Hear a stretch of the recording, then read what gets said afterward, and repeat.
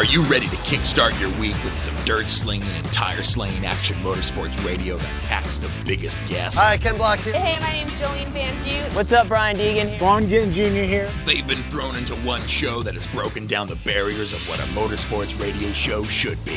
This is the Down and Dirty Radio Show, powered by Polaris Razor, with support from General Tire, KMC Wheels, Rigid Industries, Dirtfish, Gibson Exhaust, and MTX Audio, with your host, who also happens to spend his weekends flying 800 horsepower trucks through the dirt, Jim Beaver. When was the last time you saw an off-road or rally driver begging to get behind the wheel of a NASCAR IndyCar? Yep, not happening, but you sure see these pavement racers begging to drive our cars. And his partner in crime every week, a self-proclaimed Canadian moto chick who was jumping triples and taking podiums before most guys even learned to ride, Amy Hood. No one knows how to say my last name. Like, is it really that hard? Amy Hood, like I'm from the hood. Don't get it twisted. Sit back, strap in, and be prepared to join us as we take you through a motorsports ride like no other.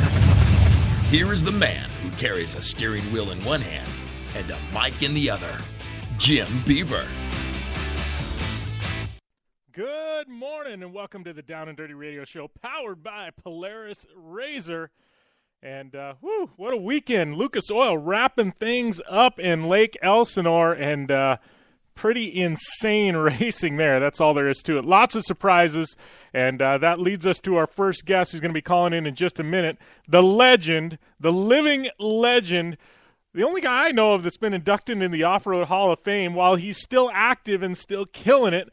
Rob MacCachren is going to be calling in to the show. Man, it's not every day you get Rob MacCachren on the line, but he wrapped up a Pro 2 championship over the weekend, took home a Pro 4 victory. It's going to be great to catch up with Rob. Another legend who's calling in with Amy Hood later on in the show, Mr. Bruce Cook. This is an interview, I don't know, Bruce and I have been talking about for years at this point. Stoked to finally get Bruce on air.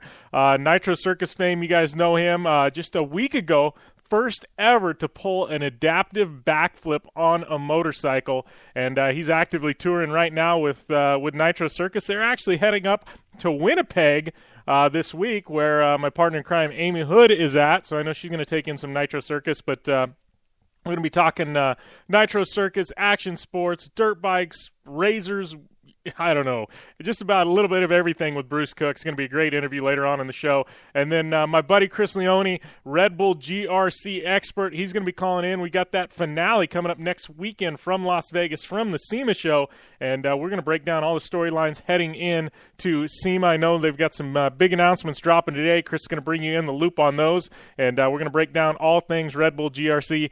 Add on top of that, we had an SST quadruple header in Australia. Obviously, we had the Lucas finale. We had World Rally Championship, and some huge news coming out of the Higgins camp. My buddy Brendo, who we had on air last week, he was racing in the WRC. I don't know. We got all kinds of stuff to talk about today. And not only that, we're going to mix in a little Halloween fun. We've got some Halloween music. We're going to be playing in and out of some of the breaks from some of my favorite horror movies. We're going to talk a little bit of Halloween, some zombie apocalypse vehicles. I don't know. We're just going to have some fun today here on the Down and Dirty Radio Show. That's why I love doing this radio. It's Mondays like today. I'm amped up. I'm ready to be here. And, let's go and have fun. And, man, the living legend, Rob MacCachren, going to be calling in. It doesn't get much better than that. That is for sure. And I know I was just getting a note from one of our listeners. Yeah, I think clocks are changing. So I don't know. We're always on Pacific time here at the Down and Dirty Radio Show. I know I may screw you guys up next week. So hopefully you're not off by an hour. Just those clock. Watch your calendar. I know I'm in Arizona. We mirror Pacific time, even though the great state of Arizona. We're the only state, I think, in the country that doesn't change time. We don't honor daylight savings for some odd reason. So I don't know. But if you're listening in, next week, I guess you may have an issue with your clock. I don't know. I never seem to have a problem, but I guess I'm paid to be here, so they figured out for me. I don't know, but yeah, I guess that is happening over this weekend. Halloween coming up on Saturday. It's definitely going to be great fun. Camp Razor Terracross finale, that's going down as well out there at Camp Razor. So yeah, anybody that's got any questions for Rob Mack, Bruce Cook, GRC questions for Chris Leone, we want to hear from you. I want to hear from the fans, man. I want to hear from you guys. I love the tweets, love the emails. But if you want to get a question asked on the show, the easiest way to do it is at JimBeaver15 on Twitter. Hopefully you guys are on Twitter. If you're not, you need to sign up for an account just so you can ask me questions. That's what we use for our chat board. There is a chat board with one of our outlets, Spreaker. I guess if you ask questions on there, I'll be able to snag those for on air as well. But if you want questions for Rob Mack, it is at JimBeaver15 on Twitter. But right now, Rob MacCachren calling in, and it's going to be great to catch up with Rob. How's everything going, Rob? Good, you? Oh, man, it is great. Another awesome Monday. But I got to say, man, you had one heck of a weekend this weekend. Yeah, it went pretty well for us. It was good to sew up the championship and have a Pro 4 win, rounding out the final 2 rounds of Pro 2 and Pro 4 at the Lucas Series. So we're super happy. It's kind of a weight lifted off our shoulders, getting the championship, put to bed and finishing out the Lucas season in a strong way. Yeah, well, and we'll talk about some Pro 4 here in a second, but Pro 2, I mean, I've always said this is, Pro Light is pretty wild too, but Pro 2, I mean, the level, there's so many good drivers that can take a win on any given day. I mean, this has got to be one of the toughest championships in short course to win. Yeah, absolutely. With both Brian Deegan and I trading championships back and forth the last, I think, 6 years. I think he's had 3 of them and I've had 3. Bryce Menzies came over from Torque, and he's been running strong. I knew he was going to be a contender. Carl Renezetter's always tough. And there's many, many more. I think over the years, the rules have stayed the same in Pro 2, and everyone's getting closer and closer together. There's only so much you can do with your package, and the rules keep us very tight. So everyone is, for instance, in qualifying, you'll see 8 trucks that are all within 0.6 of a second to a second. And it really all just comes down to the race. Trying not to make any mistakes and putting down clean laps. But like you just said, the competition level and the reliability of these Pro 2 trucks is super, consistent between all the trucks. Makes it very, very difficult to get any advantages anymore. Yeah.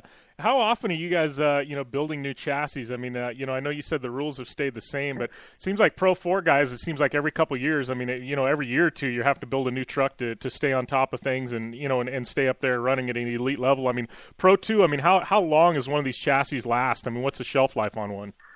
They've been going pretty long. I mean, there's my truck right now is on its 3rd season. We don't really see a reason to build a new one. It's staying together very well, but we also are always changing components on the truck, maybe trying to change weight bias, lower weight, lower center of gravity, and just keeping up to date with all the shock valving, spring rates, sway bars, just trying to really cross your T's and dot your I's, making it as reliable as you can. The Pro 4, on the other hand, is completely the opposite. We have people running automatic transmissions and manual transmissions. There's multiple different manual transmissions that you can run. The front differentials for the 4-wheel drive, there's multiple different ones of those. And I think we're all always searching, trying to find the magic combination. And Pro 4 is, at times I get very frustrated with it because you try, and you don't know whether you have the right stuff or not. And it's very difficult trying to pick the right diff, the right transmission. You're always working on gear ratios and the transmission. It's really tough, and the Pro 4 competition as well. Every year it keeps getting stiffer and stiffer between all of us. And in both classes, Pro 2 and Pro 4, there's more people in Pro 2 that you feel are a threat to win than Pro 4. But Pro 4 is definitely moving up. But it's a lot more confusing and frustrating to try to get the right package put together to be consistently fast. Yeah, it seems like, there's been a huge technology push in Pro 4, and especially, you're talking about, moving to sequential gearboxes. I know even on the trophy truck side, we kind of see that trend opening up a bit. But I mean, do you see that something that could possibly trickle down to some other classes as well? Yeah, probably. Definitely. The sequential transmissions are what's been winning races in Pro 4. Especially out here in the Lucas Series. So back east, there's few more people running automatics. But it definitely, everyone's looking at it. The sequential trannies, they've been tried a little bit in Pro 2 without too much success, mainly because of the limited grip that the Pro 2 already has. You put a manual transmission to it, especially with a clutch, it's just going to spin the rear tires, and you're not going to be able to hook up. So the converter in an automatic transmission helps, I guess you call it a Band-Aid, kind of helps with that traction level. And then moving into the trophy trucks, yeah, we are seeing, a few more and more people wanting to or testing the waters with the manual transmission in their truck. Right now, two of the guys that are qualifying very well in both Best in the Desert and Score, Dale Dondell and Best in the Desert and Robbie Gordon and Score, they both have manual transmissions. But for the most part, both of them struggle during the race. It seems like it's not a reliable package yet. Seem to have failures. Or they seem to not be able to drive as hard during the race as they do in qualifying. So we're starting to see a few other teams, attack using the manual transmission. We'll just see. I'm on a keep it simple, stupid plan and keep it reliable and make sure you're able to win races and win a championship with the sponsors that we have. Especially BF Goodrich, they're all about winning championships, and that's one of the things that I pride myself upon. Is I feel like after racing for 30 years, I'm a guy that knows how to win a championship and definitely can't be having failures during the race to do that. So we've, with the trophy truck, we definitely stuck with the automatic transmission. We do have our eye on all the manual transmissions that are out there and the people that are using them, paying attention to when they become reliable. But at this point right now, I don't think it's something that you, if you're going for the championship, I don't think that the manual transmissions is the key to that. I think the key to a manual transmission is helping you qualify first and being quick, but I don't think, winning the big races and the long distances, I think it's a little bit of a gamble still. Yeah. Well, I think it's kind of it's a good point you said, and it's almost like, you let these other guys go out and develop these things and make them bulletproof. And then, the rest of us will step in, what I mean, after it's proven, right? Yeah. So, exactly. Yeah, exactly. Talking about that though, I mean, you were talking about manual transmissions, but I mean, you've been a guy that's, pretty much competed in trophy truck, since Sal, the inception in the early 90s. I mean, you've seen the trends in this class and for a long time, I mean, the technology kind of stayed the same. I mean, obviously more horsepower, bigger brakes, but now it seems like we're seeing a trend. Obviously, the gearboxes, but now there's an all-wheel drive truck that guys are just debuted, and you've got Josh Daniel with twin turbos. I mean, do you think in the next 5 years we're going to see a huge change in technology in the class, or do you think at the end of the day we're still going to be where we're at with these with the trucks we're running now? Well, in the past, you mentioned four-wheel drive, and in the past that's happened before. We've had some four-wheel drive trucks be built, and really none of them showed that they were dominant. The Herbst brothers had a trophy truck that was four-wheel drive, and they won some races with it. But I think, today the competition is so stiff and so tight compared to then. I don't know. I think a lot of people that get in the trophy truck class, they want to be successful. They want to still have fun. They don't want to go through a whole lot of research and development trying to get something to work. And I think it's a gamble, but we are seeing people trying. They're looking out of the box, and with Geyser's building that new four-wheel drive trophy truck, they're out of the box a little bit. They have a proven package with their two-wheel drive trophy trucks, and they just added four-wheel drive into it.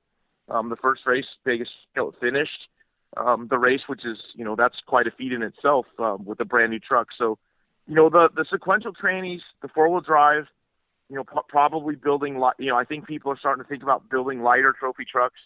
A lot of this stuff has kind of been done before, And we keep coming back to the same thing, and it's the tried and true, reliable type of a truck. And I don't know, until people come in here with really unlimited budgets and they're willing to go out there, spend a ton of money, not only on the race truck being built, but also doing the testing and everything it's going to take to make it reliable. I kind of think, it's going to be a little while. I think until something shows that it's proven itself that it's going to be reliable, it's going to take that until other people start doing it. I think it's all about, obviously people want to win. They want to win championships, and there's people that want to have fun. And it's definitely not any fun sitting on the side of the road watching everybody else drive by you. I can tell you that. So I like I said earlier, I'm part of the keep it simple, stupid guy plan. And, until I see somebody like that starting to dominate, I think we're going to stick with what we got. Yeah, for sure. Talking about that, I mean, obviously it's working for you coming off Blue Water Desert Challenge win. I know, you've had some pretty good luck here in Parker with that event, and we're kind of rolling right into the Baja 1000. I think, we're a week out from qualifying for the 1,000? Yeah, yes, exactly. A week from tomorrow, we'll be qualifying at the SEMA show. All the trophy trucks will be on display up there out in the front parking lot in front of the off-road building. And on Tuesday, we will, in the afternoon, we'll parade all of our trophy trucks, probably about, I would assume there's 30 to 40 of them that will parade out to the Las Vegas Motor Speedway. And Tuesday night, we'll do qualifying for the Baja 1000. It's kind of a unique event.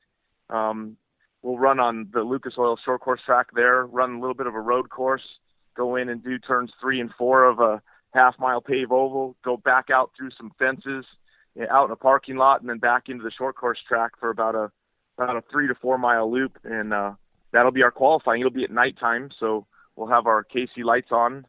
And, it's pretty cool. It's kind of a different situation, than what we're used to. We're used to qualifying out in the desert completely. But it's a great event. It's a great, to be able to showcase the trophy trucks in front of, all the people at the SEMA show, and letting some of the people that haven't ever seen a trophy truck, up personal, let them see them and realize that the technology that is in these trophy trucks, it's a pretty incredible thing. And, to this day, when I get to go drive across the desert at 100 miles an hour through 2 and 3 foot whoops, I'm constantly reminding myself and pinching myself, about how lucky I am and how impressed I am with these trucks today. Yeah, it's that's what's funny. You mentioned, a lot of people who haven't seen trophy trucks. I think, they see it on TV or even short course on TV and stuff, but then, and I don't think they think much of it. And, and somebody walks up to a trophy truck for the first time and starts looking on, in it and around it, and they're like, oh my gosh, you know what I mean? I just don't think they fathom until they're actually, see it, feel it, touch it, in the flesh, that they're like, oh man, this is just like another level, Yeah, many times, whenever, I see someone or meet someone that's their first short course race or desert race, one of the first words out of their mouth is how incredible it is and how more impressed they are with what the trucks are capable of doing. And it's same with anything. When you're there in person and you feel, the noise and you feel the rumble and you when the trucks land, it's, almost sitting in the grandstands, you can feel that. It's definitely an eye opener. And, just this yesterday, racing at the Lucas Oil Series in Elsinore, for the first time all year, I went and sat and watched the Pro 2 practice yesterday because I was only racing the Pro 4. And as I'm watching the Pro 2 trucks go around the track, I'm thinking to myself, do I do that?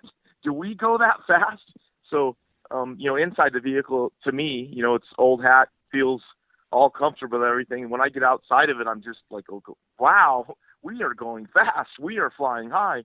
So, to anyone out there to witness, I encourage them to go to an off-road race, to go to a short course race and check it out. I'm sure you'll be impressed. You'll become a fan right away. Yeah, it really is. I mean, especially Elsinore with the size of the jumps. It's it's funny. And I want to mention another thing. You've kind of brought Tanner Faust in into the fold, I think, this year, and been helping him a lot. And I know I talked with him after his first Lucas race, and I think it was out at Elsinore to start the year. And he's like, man, I had no idea what I was getting myself into. He's like, I've driven everything, and he's like, this is just another level. He's like, I'm having to learn how to pull tear offs for the first time in my career and everything else. And you got a guy like Tanner who is probably, you know, one of the best all-around drivers in the world, and he's like, man, this is just totally new to me, you know? Yeah, that's a testament to how, you know, difficult. It's a different type of driving, and you know, I always say it's, you know, don't ever think you can go into someone else's backyard and kick their butt, and that's a good example of Tanner. The guy, you know, he's super talented, like you said. He's got car control like no other. He's done a lot, but the off-road, the short course is so much different than what he's done. You know, you have you know, more dimensions to it, where, you know, flying through the air, you know, 10, 15 feet in the air, flying out at 150 foot in length. You're in a truck that actually sits up a little higher. It has body roll to it. And I think dealing with the body roll, everything that he's driven before with the GRC, the rally car, and then drifting, most of that stuff's four-wheel drive or half and half. And he's used to the truck, or the car staying a lot flatter. And with the truck, you know, they roll, you know, they have body roll. And I think he's really, you know, had a difficult time in the beginning adapting to that. And, you know, just really worrying about rolling over. And, you know, we've got him some test time, and over the years he's done Lake Elsinore, both last year 2 times and then this year 2 times. And every time he gets out there, he's going, you know, better and better and better. And, you know, he's, like you said, a very, very talented driver. And I kind of caught up to him this weekend and, you know, talking with him, and, you know, he's asking questions. He's watching, you know, how the other guys are driving all the time. And, you know, I said, hey, Tanner, did you ever think, just drive like Tanner Faust drives? You know, just do what you do. Quit thinking and about how the rest of us drive and trying to mimic what we're doing. Just be yourself, because you're one talented guy, and just do what you do. And I really think this past weekend, a lot of it came together for him, and it started working out. He's definitely, you know, I think it was an eye-opener to him, but also I think he loves it, and he keeps coming back and doing it again. Yeah, for sure.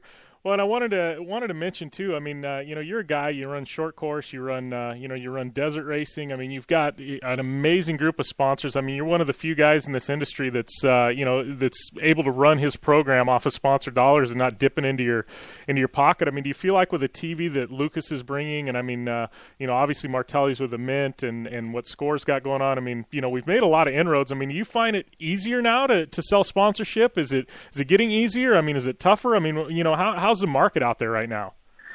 You know, it's always tough. You know, thankfully for Lucas Oil, you know, they putting on the short course series, getting all those races televised on CBS Sports or MAP TV.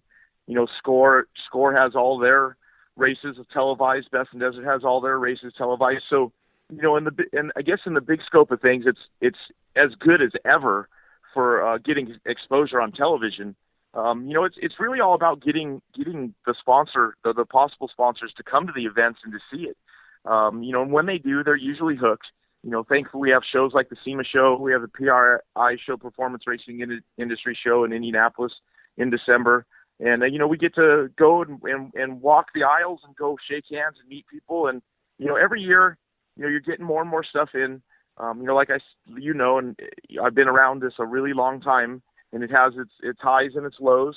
And, you know, right now the TV is as much exposure as we've ever gotten in all my career of racing. It's just, you know, taking advantage of that, getting the people, getting them to come out to the race and check it out. The SEMA show definitely helps with that. You know, we're getting put in front of, you know, thousands of people, you know, walking by these trophy trucks again, and they look at them and they're just amazed. They know about the Ball 1000, they know about short course racing, but they've never seen the truck. And when they see it, they're amazed at the technology and the engineering that's actually into them. You know, it's something Tanner mentioning him again, you know, with him doing, you know, GRC rally and with Volkswagen and those guys, there's a lot of technology there, and a little bit crosses over. It was good to have Tanner with us this past weekend, and we were talking to him and learning some things from him, and he's seeing our stuff and being amazed at what we do too. So, you know, it's all about getting the sponsors out there, checking it out, and the television, like I said, has been really, really good. It's better. You know, we have more exposure than we've ever had right now. You just got to take advantage of it. Yeah. Well, and speaking of that, I mean, you've got these great sponsors. I mean, your career, you've done just about everything. Is there anything that that's out there at this point that you really want to go and try? I mean, Dakar, Global Rallycross. I mean, is there anything out there that you got on your bucket list before you decide to hang it up? Which I don't see happening anytime soon. But you really want to go out there and attack? I do. I've fiddled with King of the Hammers a couple times last year. I did it, and then I think in 2010 I did it. And I can tell you that for me, I would love to finish that. I have not finished that race yet. I would love to finish it, and then after finishing, I'd really like to go try to win that. And I think for me in off-road racing, that accomplishment of winning the King of the Hammer event in Lucerne Valley would be maybe the biggest task that I've ever done in my career, over any Baja 1000, over any championship, because I can tell you that's a very tough event to do. So the problem is I'm so busy doing what I do with racing Score, Best in the Desert, Lucas Oil. The scheduling usually conflicts, and I'm not able to put a good program together for that. So like in the past, what I've done is just went and driven other people's rock crawlers and had a little bit of success, but we were never able to put 100% of our focus and time into it. And then Dakar's another one. I always keep my eye on that. I'd love to get an opportunity to do that. And again, same thing there. As busy as I am doing what I'm doing, Dakar, takes a lot of time. The event being, 15 days long, plus all your travel time, getting ready. It kind of eats into what I'm already doing. So I'd love to do that before. That's the other thing that I'd love to do before I do hang up my helmet. Road racing, stuff like that, I've had my opportunities. I really didn't like it. There's nothing like flying through the air, 15, 20 feet in the air and flying, 100 to 200 feet in length and going across the desert. So I have a huge passion for off-road racing, and I think that's where I'm going to finish out my career, basically doing what I'm doing now. And probably, when I quit racing for championships, I'll still want to run the big races, the Baja 1000, the Mid 400. Still want to do those. And I don't see me stopping anytime soon. Yeah.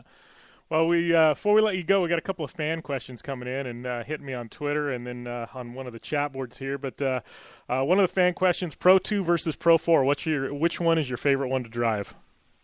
I really like them both. The Pro 4, the driving style is completely different.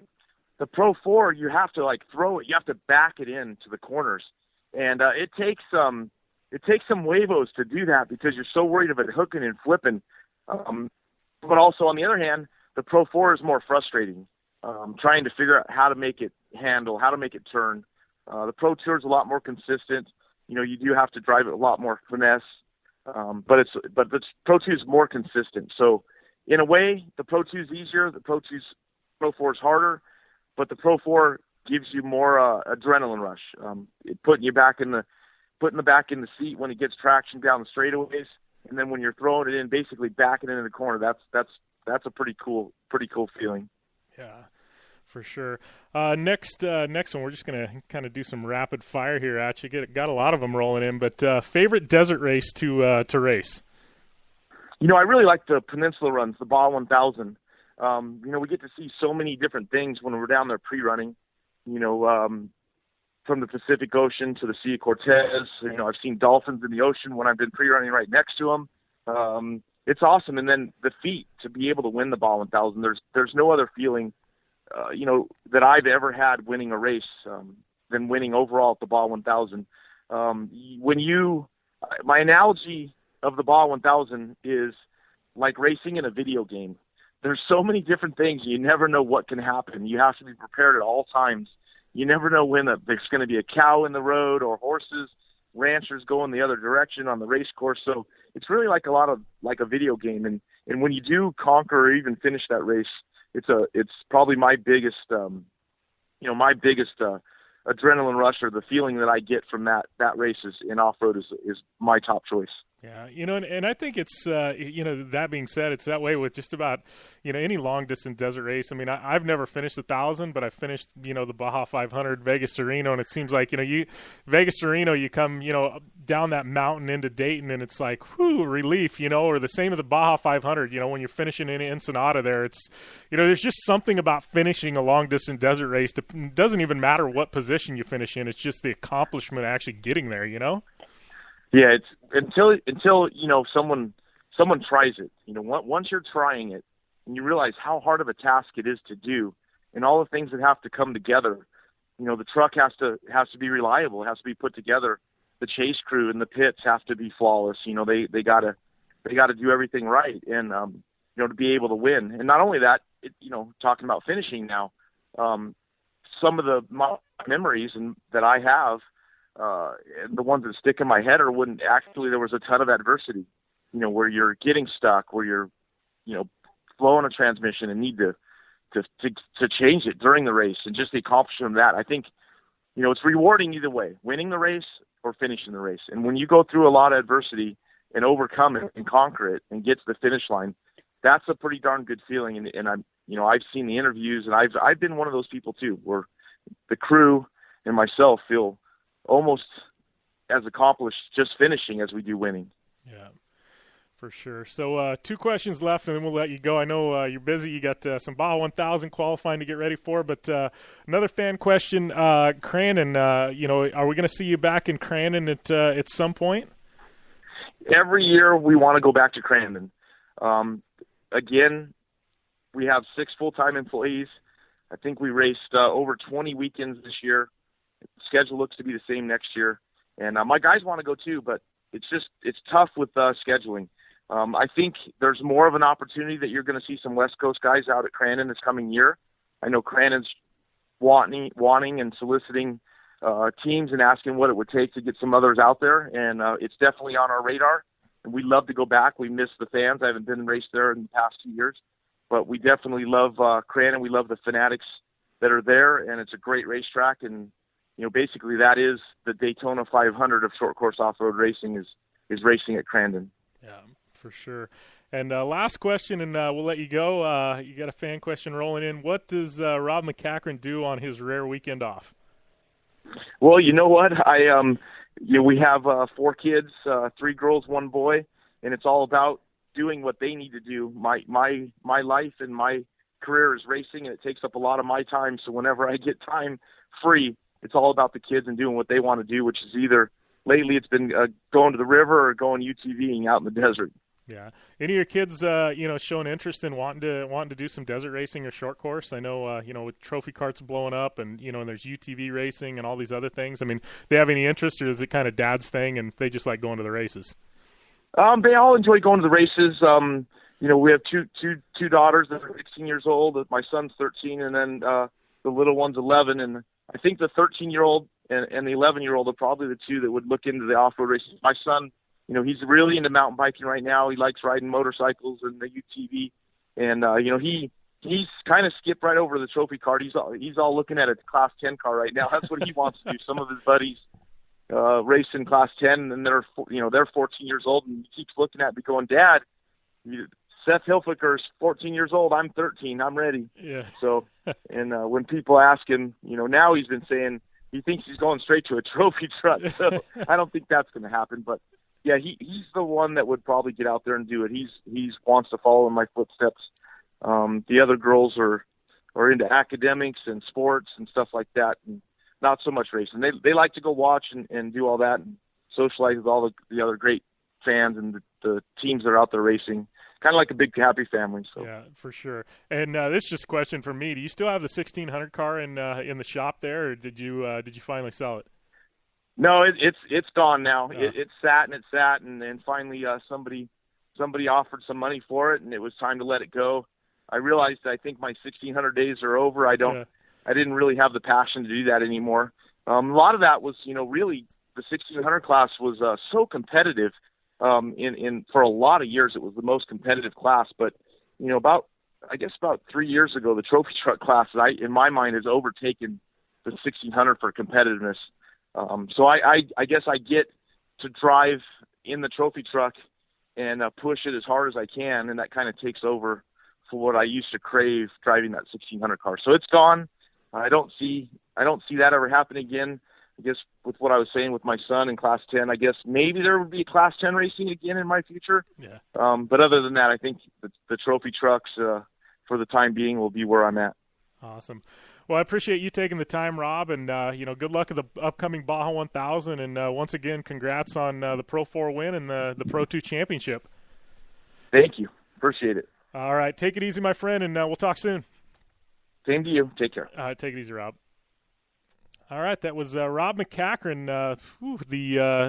the living legend, Rob MacCachren, Off-Road Hall of Famer, your Pro 2 Lucas Oil champ, and over 200 off-road victories. At this point, he's probably close to 250. He's even taken a NASCAR Craftsman truck win way back in the day when the whole series started in an exhibition race. So, that tells you what kind of career Rob MacCachren's had, and just a guy that's super, super nice, and he's just such a great story. I mean, a guy basically growing up in Vegas as a valet, and and I'm sure you've all read the story by now, and and just started at the ground floor, worked his way up, and then now he literally is probably one of the most decorated off-road drivers in history, and probably one of the best to ever grab a steering wheel. So it's awesome to have Rob on air, and he's just, always fun to catch up with. You never know what kind of stories are going to pop up. But right now we're going to take a short commercial break. When we come back, we're going to have some Lucas Oil results, some SST, a Dirtfish Rally report, and, a whole lot more here on the Down and Dirty Radio Show, powered by Polaris RZR.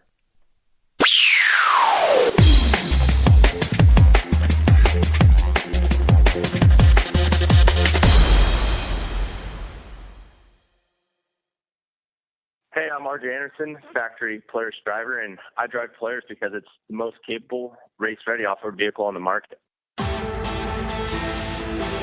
When RJ Anderson wanted to set a world record for the longest UTV jump in history, not once but twice, what company did he trust? Polaris and their championship-winning RZR XP 1000. RJ is a UTV champion behind the wheel of Polaris vehicles, and he exclusively trusts the Polaris RZRs to bring him race wins and championships against some of the toughest off-road racers in the world. The same Polaris RZRs RJ has won championships in, set world records in, and conquered the Wall of Death in XP1K2 are available to you at your local Polaris dealer.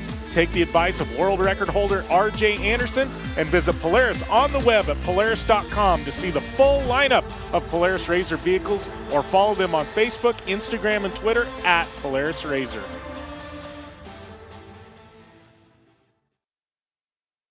For 100 years, General Tire has provided tires for your lifestyle, your adventure, your anywhere. Born from competition, the Grabber tire offers the durability and off-road traction you demand in a tire. We put these tires to the test in the harshest off-road racing conditions to give you a tire that will make your anywhere possible. So let us take you on your next big adventure. Tweet us photos at General Tire, hashtag anywhere is possible. Because with General Tire, anywhere is possible.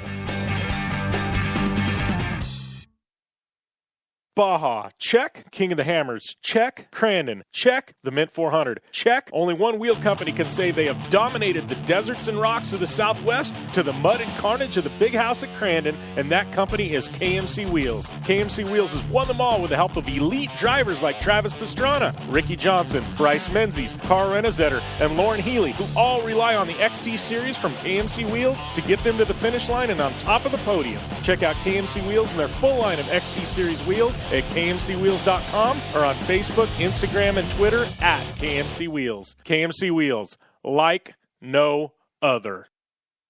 Are you looking for a place to push yourself behind the wheel and see how your driving skills stack up? Dirtfish Rally School is that place. Located on 315 acres of pristine automotive playground at the foot of the Cascade Mountains in Snoqualmie, Washington, right outside of Seattle, Dirtfish Rally School is a one-of-a-kind place where everyone from first-time drivers to seasoned professionals like Bucky Lassick and Antoine Lestage can push themselves to their limit. Whether driving the high-performance, rally-prepped all-wheel drive Subaru Impreza STI is what you're looking for, or you'd rather hang it all out in the rear-wheel drive Subaru BRZ RZs, Dirtfish Rally School has something for everyone. Classes are available from 2 hours to 3 full days and feature instructors with over 150 years of combined racing experience. Whether you're looking to become the best and get an edge on the competition, or just looking to freshen your skills behind the wheel, Dirtfish Rally School is the place to go. For more information on registering for classes, visit Dirtfish on the web at dirtfish.com, or to check out the latest happenings from Dirtfish, follow them on Facebook, Instagram, and Twitter at Dirtfish Rally.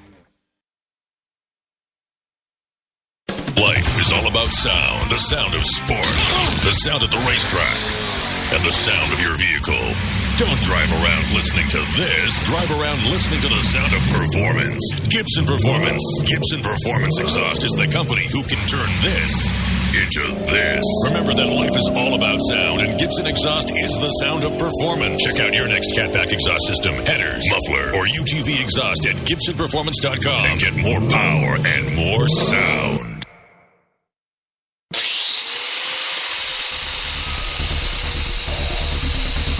Rigid Industries is the original and #1 LED light bar manufacturer in the world. Torture tested by some of the best drivers in motorsports. Rigid LED lighting products use cutting-edge technology and can stand up to the harshest conditions Mother Nature can dish out.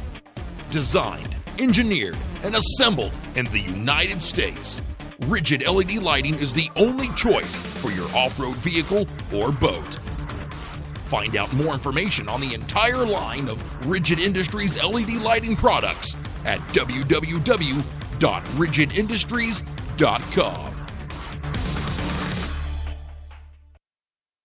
The Great Abella has come to Blue Water Resort and Casino. The Great Abella knows what your future holds. Gifts, riches, opportunity. Every Saturday through October 24th, you can consult with the Great Abella. Earn just 500 base points on your club card each Saturday to swipe your card at the Great Abella Fortune Teller kiosk and learn what awaits you. HD TVs, iPads, GoPros, Xboxes, and more. Even free slot play or cash. The Great Abella will see you Saturdays from 10 a.m. to 8 p.m. only at Blue Water Resort and Casino on the Colorado River in Parker, Arizona.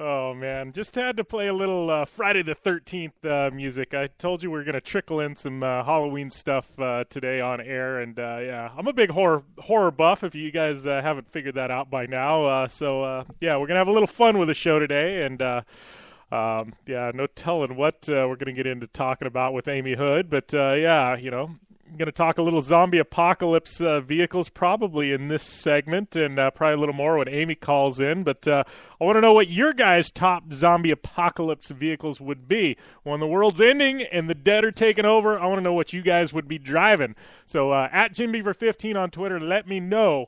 Would love to know what you guys are driving, you know, UTVs, bikes, cars, vehicles. It's just got to be something readily available right now. So, you know, when the world ends and you go to loot a car lot, what are you looting off the car lot? I want to know. At JimBeaver15. But right now we're going to get to some Lucas Oil results from the weekend. And, you know, as we know, you know, Rob MacCachren clinching up that Pro 2 title. Patrick Clark taking that win, though. Rob Mack in second. Carl Renazetter third. Jeremy McGrath fourth. And Robbie Woods rounding out your top five. Moving on to some Pro Light action. And R.J. Anderson clinching up that championship. You know, reading some posts and stuff by RJ. Sounds like he was just kind of taking it easy, phoning it in, staying out of trouble so he could clinch up that championship. He finished up in seventh, was enough to get him the title. Brad DeBerti finishing in first, Brandon Arthur second, Brock Hager, Jarrett Brooks, Doug Mittag round out your top five. And sounds like RJ Anderson, he is officially done with Pro Light and moving on to strictly Pro 2 next year. Makes you wonder, Ronnie Anderson sitting out there, wonder if Ronnie's going to step up into that, that full-time program with RJ. Obviously, Ronnie Anderson, he was racing as well, finished up in 19th position, but you got to wonder if RJ's maybe taking a seat back, going to develop their Pro Light time into Ronnie Anderson's program. I don't know, just me brainstorming out here. Pro buggy results. We had Sterling Kling, Garrett George, Mike Valentine, Dave Mason Jr., and Darren Hardesty Jr., 1 through 5. And then Pro 4, Rob Mack taking home that victory. Kyle LeDuc in second. Bryce Menzies third. Doug Fortin, Greg Adler fifth. Renazetter 6th. Barron, Dondell, Bailey, and Daughtry rounding out your top 10. Brian Deegan down there in 12th.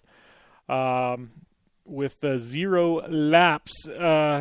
Tough break for Brian Deegan. But Pro 4, Kyle LeDuc shot out of a cannon at the beginning of the year. It won enough races. He had it locked up before this round even started, the Pro 4 championship. But seems like as of late, Bryce Menzies racing that new Pro 4.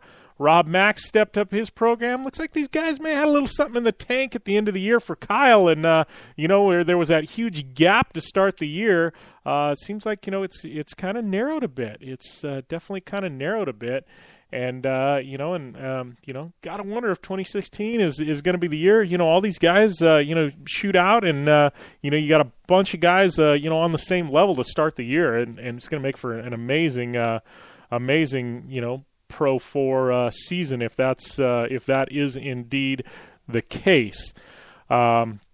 Looking at some of the Challenge Cup, I know the big one, the Pro 2, Pro 4 Challenge Cup. Everybody wants to know, that's where the Pro 2s race against Pro 4s. Pro 2s get a bit of a head start, then the Pro 4s chase them down. Carl Renazetter taking the victory. Eric Fitch in second. Awesome result for him in that Challenge Cup. Robbie Woods, solid result for him. In third. That's 2 General Tire drivers there in 1 through 3. So big props out to Robbie Woods, Carl Renazetter. Kyle LeDuc in 4th, Mittag in 5th, Rodrigo Ampudia, Spiccarelli in 7th, Adler, McGrath, and then Tanner Faust with a top 10 finish. You gotta give Tanner credit. He has definitely stepped up his game, and and he's figuring the short course stuff out. He's going to do it. I don't want to say, I don't want to compare myself to Tanner Faust at all, but I understand what he's going through. I mean, I know, you can drive everything. I mean, I've driven rally cars. I've spent, how much time in desert, everything from stock class vehicles, Class 8, unlimited trophy trucks. I've spent some time in a 1600 car once. I mean, I've been all over the place, raced desert racers.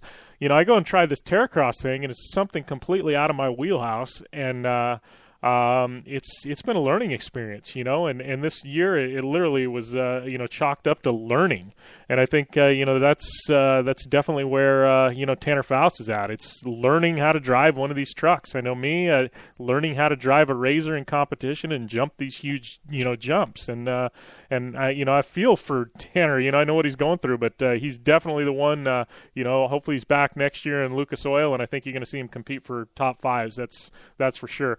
Pro Light Challenge Cup, Brandon Arthur, Doug Mittag, Hoffman, Brooks, Mamer, and Casey Curry. That's 1 through 6. Got to give a shout out to my friend Gwen at Gore. I'm pulling these results off of her Facebook page. So you're looking for, I guess it'd be desert racing results, short course, SST, and, some motocross, supercross stuff. Definitely GORRR. That is the page to follow. She's on point, usually quicker than the series about getting results out. Looking at Challenge Cup for Pro Buggy, it was Atkinson, Mason, George, Kling, and Watson, your 1 through 5. So that pretty much puts a cap on the short course season. And, Lucas Oil obviously going to be back next year. And, they've launched their schedule.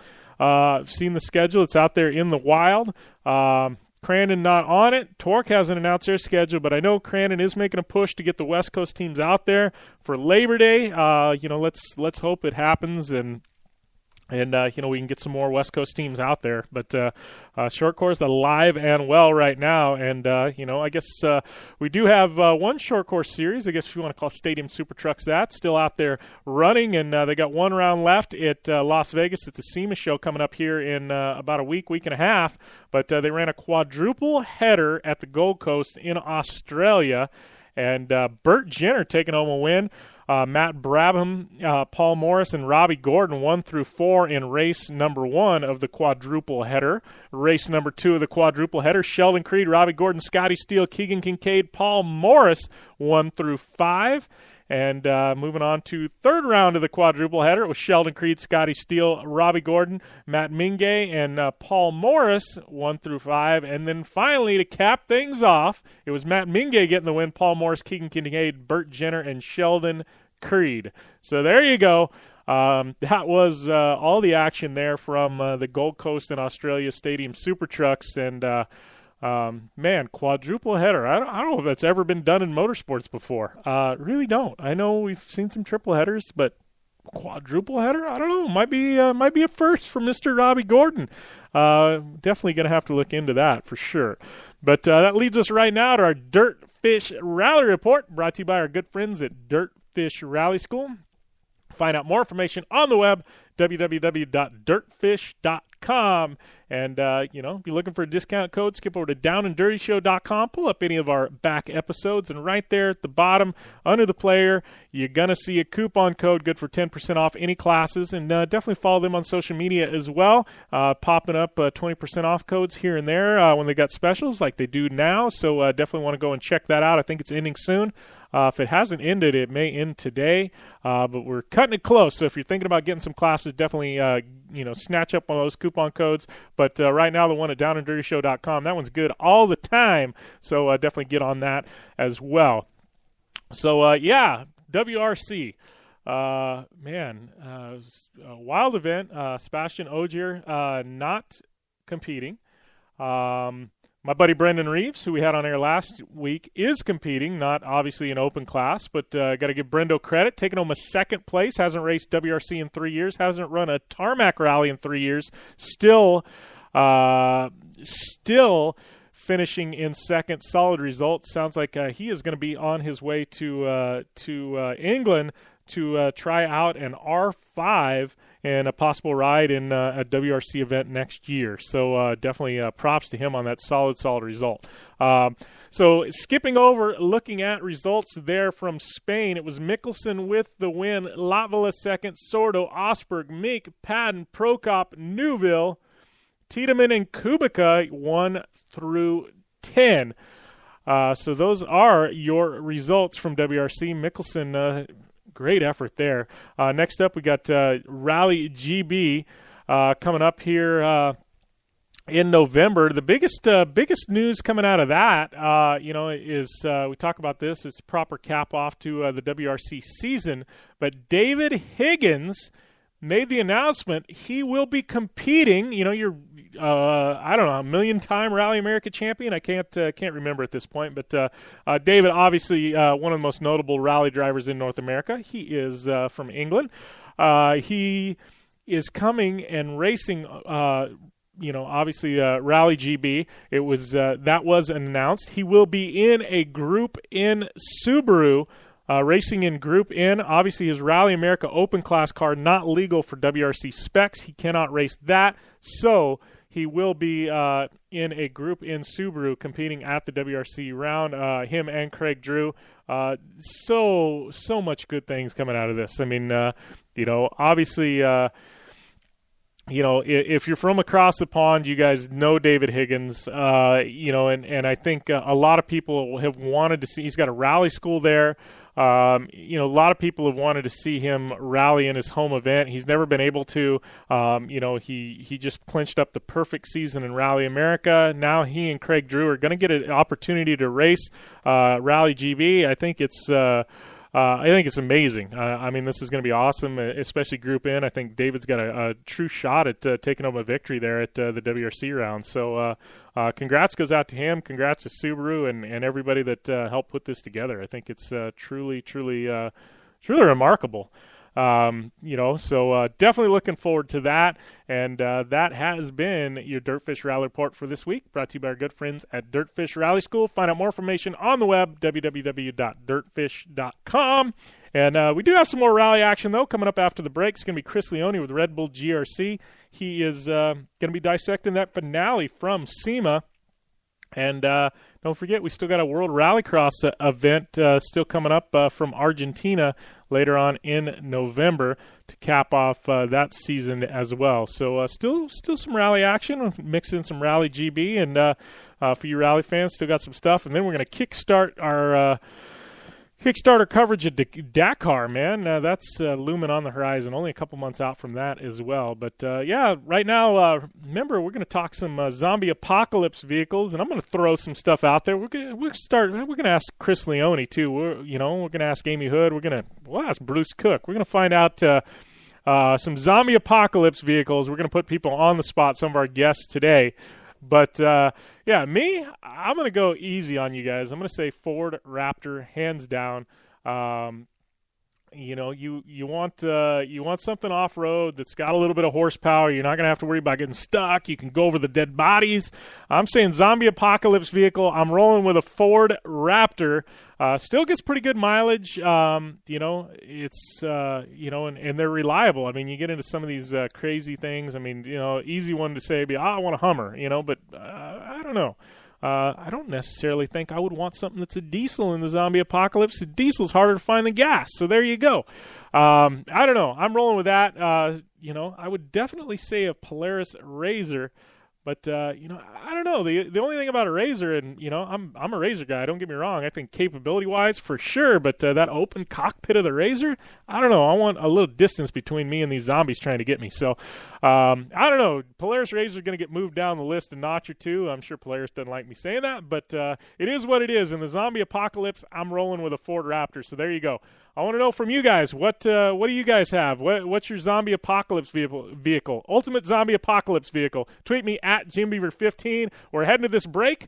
Thanks for listening to the Down and Dirty Radio Show powered by Polaris RZR. We'll be back in a couple of minutes with Chris Leone and Red Bull GRC Vegas Talk.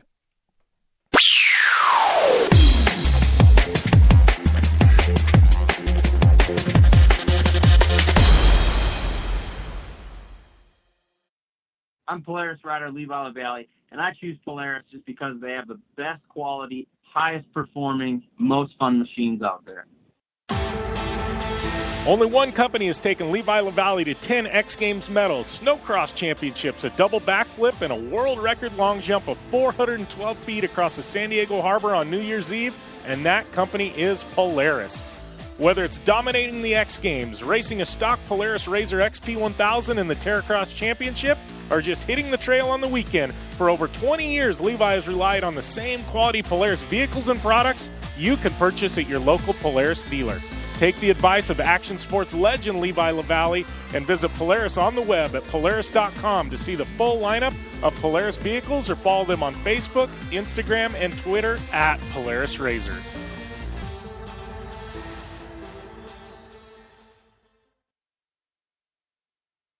Your life demands a tire that provides durability, comfort, and performance, and that's what General Tire delivers for you. From the all-season grip of the Grabber UHP to the comfort and on-road manners of the Grabber HTS to the durability and off-road traction of the Grabber AT2, General has a tire that will help get you where you need to go. So let us take you on your next big adventure. Tweet us at General Tire, hashtag anywhere is possible, because with General Tire, anywhere is possible.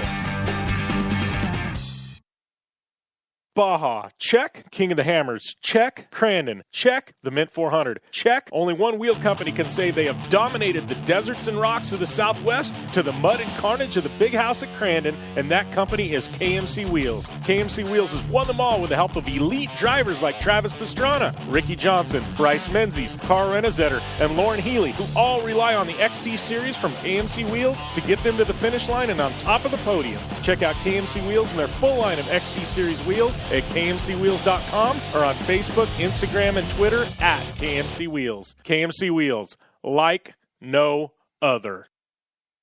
Looking to have some fun on four wheels? Dirtfish Rally School has you covered. Packing as much adrenaline and adventure as you can handle into high-performance all-wheel drive and rear-wheel drive Subaru rally cars is where the fun begins at Dirtfish. Just 30 minutes outside of Seattle in Snoqualmie, you'll get a chance to train up to 3 full days with some of the country's best instructors and be put through the high-octane rush of rally on mud, dirt, and tarmac. Get started today and call 425-888-7715 or visit us online at dirtfish.com and use code 911 for a 15% discount.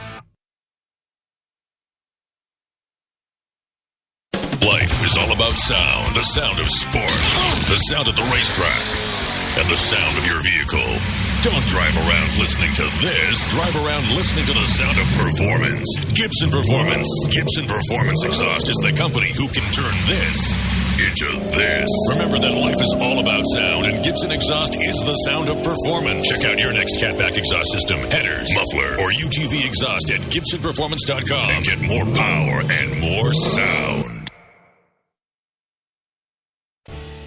Looking to upgrade the brake system on your race car, pre-runner, or weekend toy? J-Mar Performance Brake Systems has you covered. An industry leader in performance braking systems, J-Mar can outfit your vehicle with the highest quality American-made calipers, rotors, master cylinders, hubs, turning brakes, and shifters for Volkswagens to trophy trucks and everything in between. For more information and their full product line, visit J-Mar on the web at jmarperformance.com or follow them on Instagram and Twitter at J-Mar Brakes.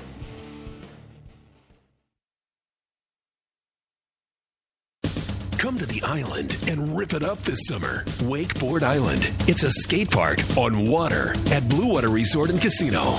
Check out the 2-tower cable system that pulls you and your board over the water. No boats to watch out for. No fumes. Wakeboard Island is open to all skill levels with an open center section for beginners. And for trick riders, a double side kicker in a 60-foot flat box. Wakeboard Island. The best ride this side of the Rockies. Adjacent to the River's Edge Cantina at Blue Water Resort and Casino on the Colorado River in Parker, Arizona.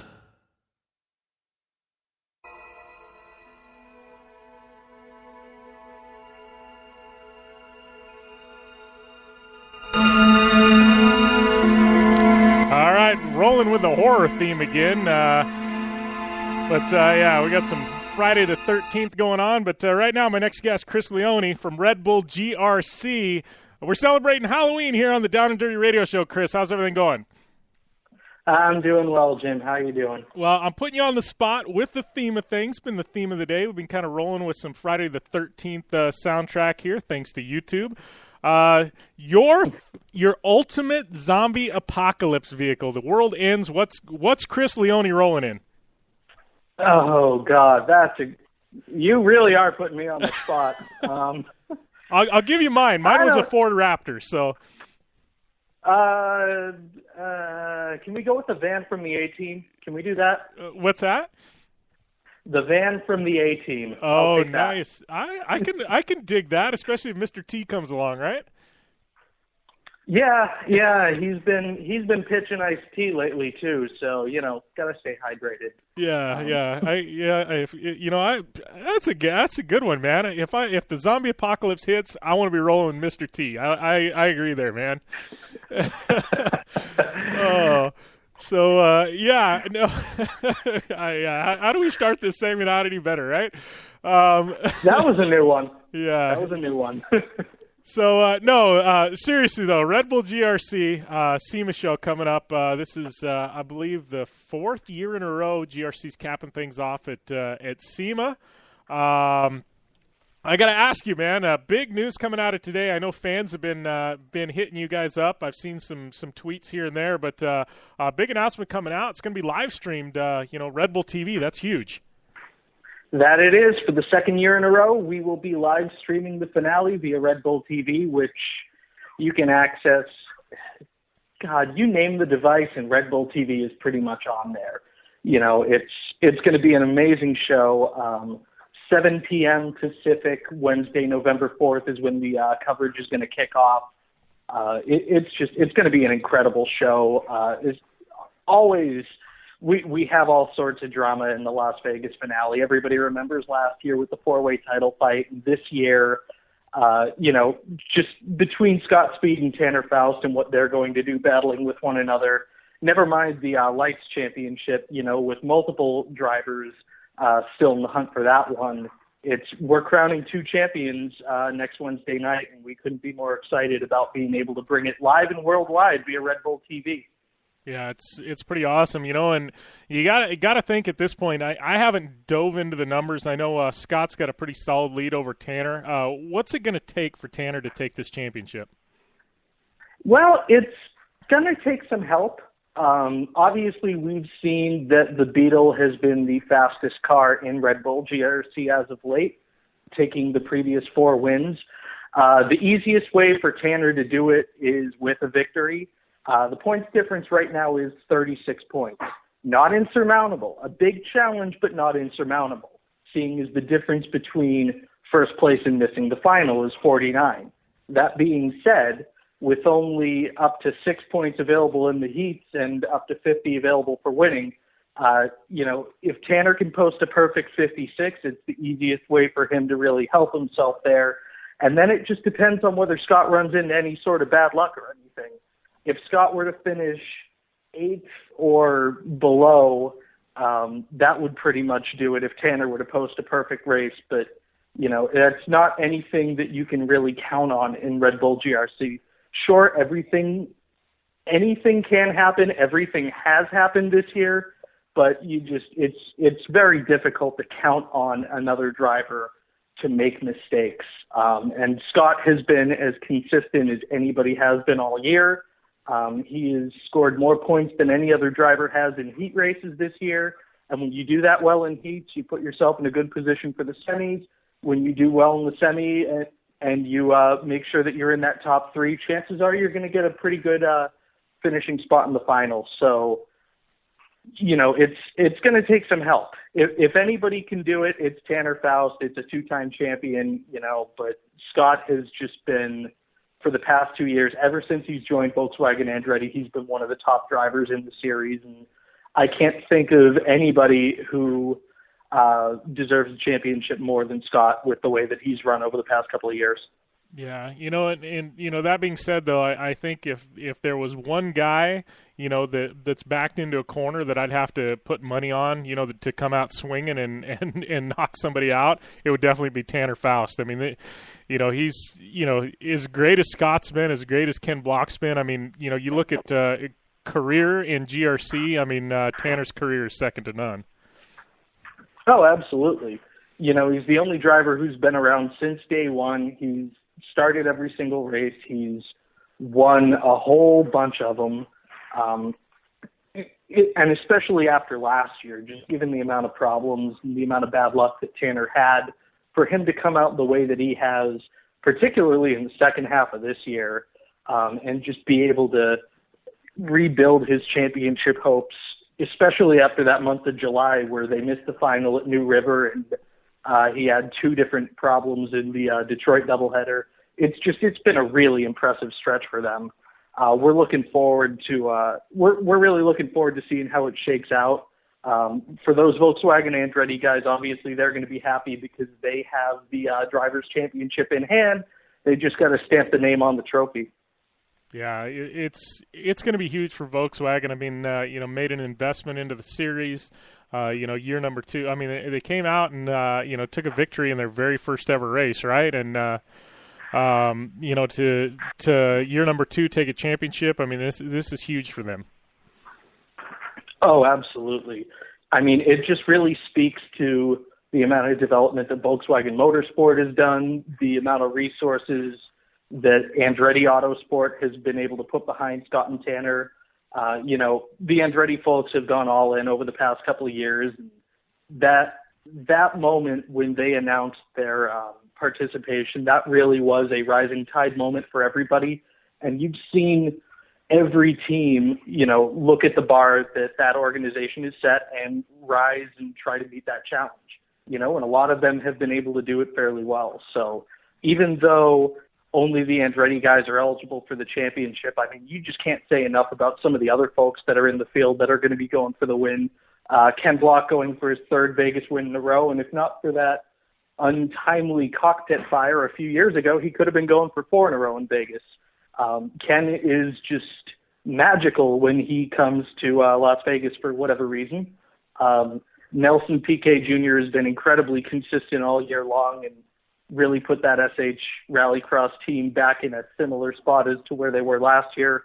Sebastian Eriksson's done an incredible job, just sort of getting dropped into that Red Bull OMSE car at the beginning of the season and them saying, hey, show us what you got in Red Bull GRC, and he's really risen to the challenge. The Brian Herta Rally Sport boys, Patrick Sandell and Austin Dine, both of them getting on the podium early in the year, and Patrick just being one of the fastest drivers all season long. The Ganassi team, Brian Deegan, Steve Arpin, both taking podiums, and let's be honest, Jeff Ward easily had the speed to do that as well. Just everybody has really had to raise their game over the past couple of years in Red Bull GRC, and it's going to be one of the most competitive, most exciting Las Vegas finals that we think you're going to see all season long. Yeah, and you mentioned Ken Block, and I know, it's got to be bittersweet for him going into Vegas. I mean, the scary thing is that now at this point, he's got nothing to lose. I mean, at one point we thought, he was going to phone in the championship. He was that far ahead of everybody else, and some bad luck struck in a doubleheader, and and here we go, and he's all of a sudden out of it. But I think he's. I would be scared if I was Tanner and Scott. Especially Tanner having to get a victory. I mean, Ken is going to be. He's going to be like a rabid dog unleashed. Oh, absolutely. Every year when we get to Las Vegas, Ken goes all out, and the fact that he did not end up winning the championship with that victory in Las Vegas last year was just incredible. It was really a testament to Yoni Weeman's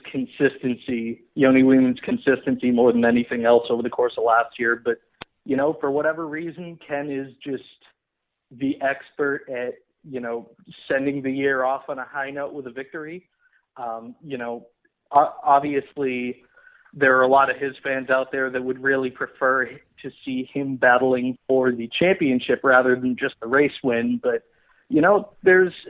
it's nothing to be disappointed about with Ken this year. He's had a fantastic year. He's taken multiple race victories. He's had one of the fastest cars. It's just, like I said, anything can happen and everything has happened this year. We certainly didn't expect to see a repeat of last year's Barbados incident, but unfortunately those sorts of things can happen sometimes in Red Bull GRC. And, it's obviously it's a shame for those guys. We all know how hard the Hoonigan folks work. Just the fact that they were able to rebuild that car in the first place, after that rollover just says so much about how talented those crew members are over there. But, it's nothing to be ashamed of.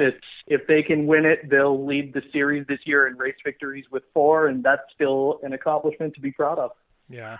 Well, and looking at 2016, I mean, I'm already looking at the start of next year, and and gosh, I mean, both the Olsbergs guys. I mean, Yoni, he just had some bad luck this year, and the same can be said about Ken Block down the stretch. Just some bad luck. Those are both guys who can fight for a championship. I think Sebastian. I mean, he's been amazing in his quote rookie year. It's I don't know. I mean, I'm looking at next year, and you mentioned Patrick. Austin Dine has come out of virtually nowhere. I mean, we all knew he had the potential to be a good driver. I mean, he is no longer a dark horse. I mean, he's threatening podiums every event. Yeah, absolutely. And the fact that it went until Barbados for Austin to finally take his first heat victories of the season was just, completely unexpected. The apocalypse is happening, Leone. I hear the sirens. The apocalypse is happening. No. We don't need the 18 van. There's just a fire truck passing by the office. No, getting back to Austin Dine, just the amount of speed and consistency he showed. The fact that there weren't any notches in the heat victory column as long as they were was just an absolute anomaly. With how quick he had been, the podium in Daytona, just the consistency that he was able to show throughout the season. And never mind earning his first pole in Barbados. I mean, that was kind of a breakout qualifying session. We've all known for years now that the M Sport Fiestas are some of the fastest cars in the series, but, for the herd of folks to sweep the poles there was just, huge for them. I think that team is going to come out incredibly hot next season. Having a reset on the points, for 2016, I think will really help them because, it's crazy not to see, especially Patrick Sandell in the championship battle from that team right now, just with how fast they've been all year long. Definitely a force to be reckoned with, and it's just a matter of flushing some of the bad luck out of the system, getting a reset for next year, and then moving forward. Yeah. Well, let's switch gears and talk lights a little bit because you want to talk about a wild, championship. I mean, it's been pretty amazing to watch. I mean, this is what Red Bull GRC and Andreas Eriksson originally envisioned with the creation of this lights class, and it's taken it a couple of years. But I mean, this year it's been some amazing competition. Not to say that the past couple of years haven't been amazing, but I mean, literally any driver can win on any given weekend there. Oh, absolutely. It's very much what lights is all about. And, you're going to see some really interesting things happening in Vegas. I believe we're going to have the largest lights entry in series history over the past few years with some new entries coming in as they did in Vegas last year.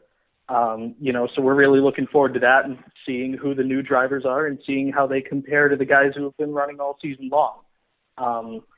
When you talk about lights this season, you obviously have to start with the Olsberg's MSE team, with Andreas' own hand-picked drivers, Austin Cindric, Oliver Eriksson, and, just the way that those guys interact, the way that they've gelled as a team has been incredible. You don't have any of this Formula One type, oh, I hate my teammate, I'm going to throw my hat at him after the race kind of stuff. They genuinely enjoy being around one another. They genuinely celebrate with one another. Austin and Oliver is one of the best teammate pairings that we've ever seen, in Red Bull GRC. They're great guys. They love racing with one another. They'll race each other clean. They'll race each other fair. And if the championship comes down to them, then, whoever comes in second is going to be gracious in defeat, congratulate the victor, and the victor is certainly going to have plenty of nice things to say about his teammate.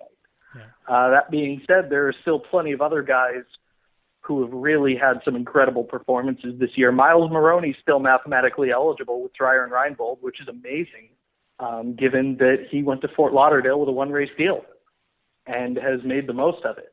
Alejo Fernandez in his second year, that team is really taking some steps forward. It's amazing to think that we're still waiting for Alejo's first lights victory, but that could very well come in Vegas. Yeah, Tanner Whitten. Yeah, I was going to say, in Alejo's credit, he went out and got one of the best guys, in the Red Bull GRC paddock and brought him into the fold, and that's Brad Menke from Olsberg. So I tip the cap to him because he went all in this year when they brought Menke on board. Oh, yeah, absolutely. What David Fernandez has done in assembling that team and the fact that they even, expanded to 2 cars and brought Noor Ali on board, it really says something about that team. And more so, it says something about the GRC Lights class and the fact that it is something that you can start, banking on and developing a team in. It's obviously we have multi-car efforts from OMSE and from Dreyer and Reinbold and from Reese Millen Racing in GRC Lights, but all of those teams have really made their mark either in the supercar class or elsewhere in motorsports. In AF Racing's case, GRC Lights is their series. It's the series where they've come in, and I think you're going to start seeing more teams really start coming into the fold that are specifically GRC Lights teams, where that is kind of their number one thing, and that's what they're going to be known for. And you've had that with the single car effort from Dirtfish as well. Tanner Whitten's done an exceptional job this year, especially given the fact that he hadn't really done a lot of driving in a lights car since he was one of its development drivers a few years ago. Him being able to take a victory was huge.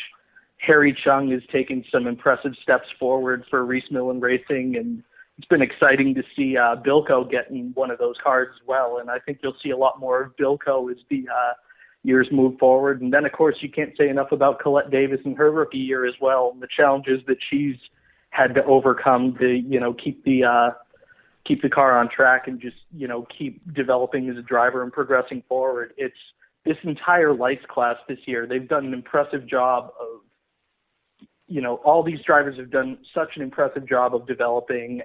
It'll be really interesting to see who moves up next year, and it'll be really interesting to see who from this year's Lights Championship makes it to the title hunt next year, because I think some of the drivers who have run their rookie seasons in Lights this year, they've really got a chance at making some big things happen next time. Yeah, for sure. Well, we got to let you go here real quick, but give us a shout out. Where can people? Where are they going to be able to find out the info on Red Bull TV? In the broadcast there at Vegas. Give us the TV details and ticket info. Everything you need is on RedBullGRC.com. For tickets, you can always hit up RedBullGlobalRallycross.com/tickets. We've got Vegas tickets on sale all the way through next Wednesday, so be sure to check that out.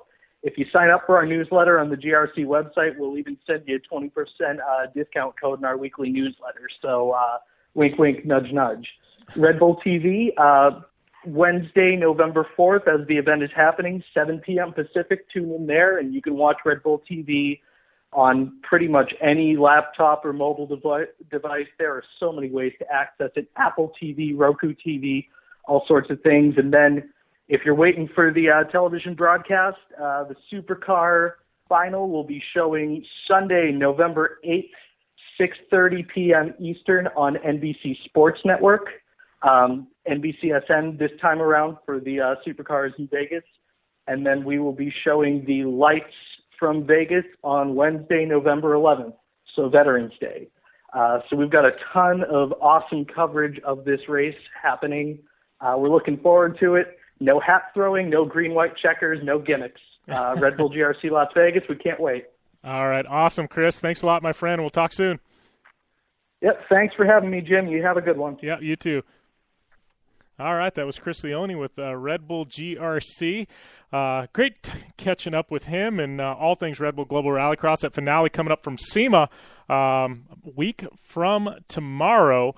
2 days there in Las Vegas. If you can make it out, trust me, I've been there. I've never missed a Red Bull GRC event in Vegas. Going back to the Speedway, the one across the street from SEMA, the one at the High Roller, the one at the MGM parking lot. I haven't missed one, so tell you what, I'm not missing this one either. I will definitely be there. But more Down and Dirty Radio Show coming up after the break. We got Amy Hood calling in, Bruce Cook, a whole lot more. We're ramping things up for the last 30 minutes. Hang tight. It's going to be one heck of a ride here on the Down and Dirty Radio Show, powered by Polaris RZR.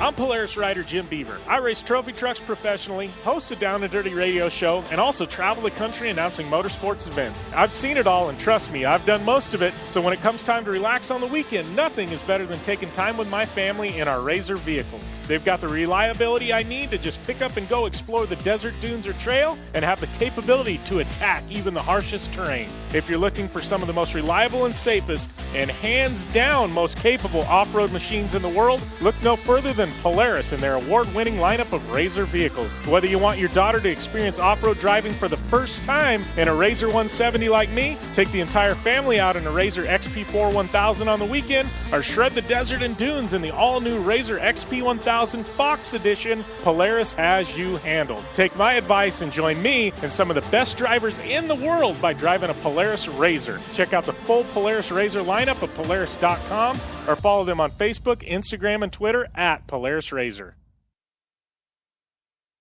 For 100 years, General Tire has provided tires for your lifestyle, your adventure, your anywhere. Born from competition, the Grabber tire offers the durability and off-road traction you demand in a tire. We put these tires to the test in the harshest off-road racing conditions to give you a tire that will make your anywhere possible. So let us take you on your next big adventure. Tweet us photos at General Tire, hashtag anywhere is possible. Because with General Tire, anywhere is possible.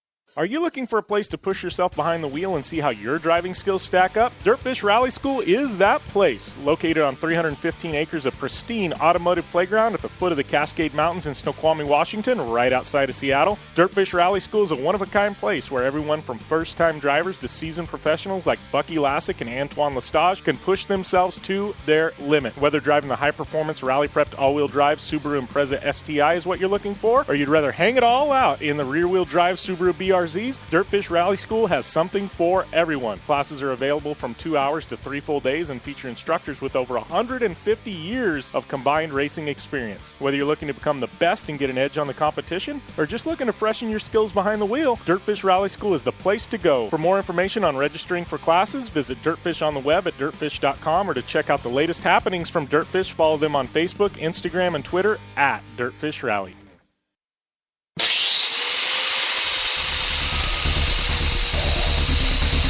Rigid Industries is the original and #1 LED light bar manufacturer in the world. Torture tested by some of the best drivers in motorsports. Rigid LED lighting products use cutting-edge technology and can stand up to the harshest conditions Mother Nature can dish out. Designed, engineered, and assembled in the United States, Rigid LED lighting is the only choice for your off-road vehicle or boat.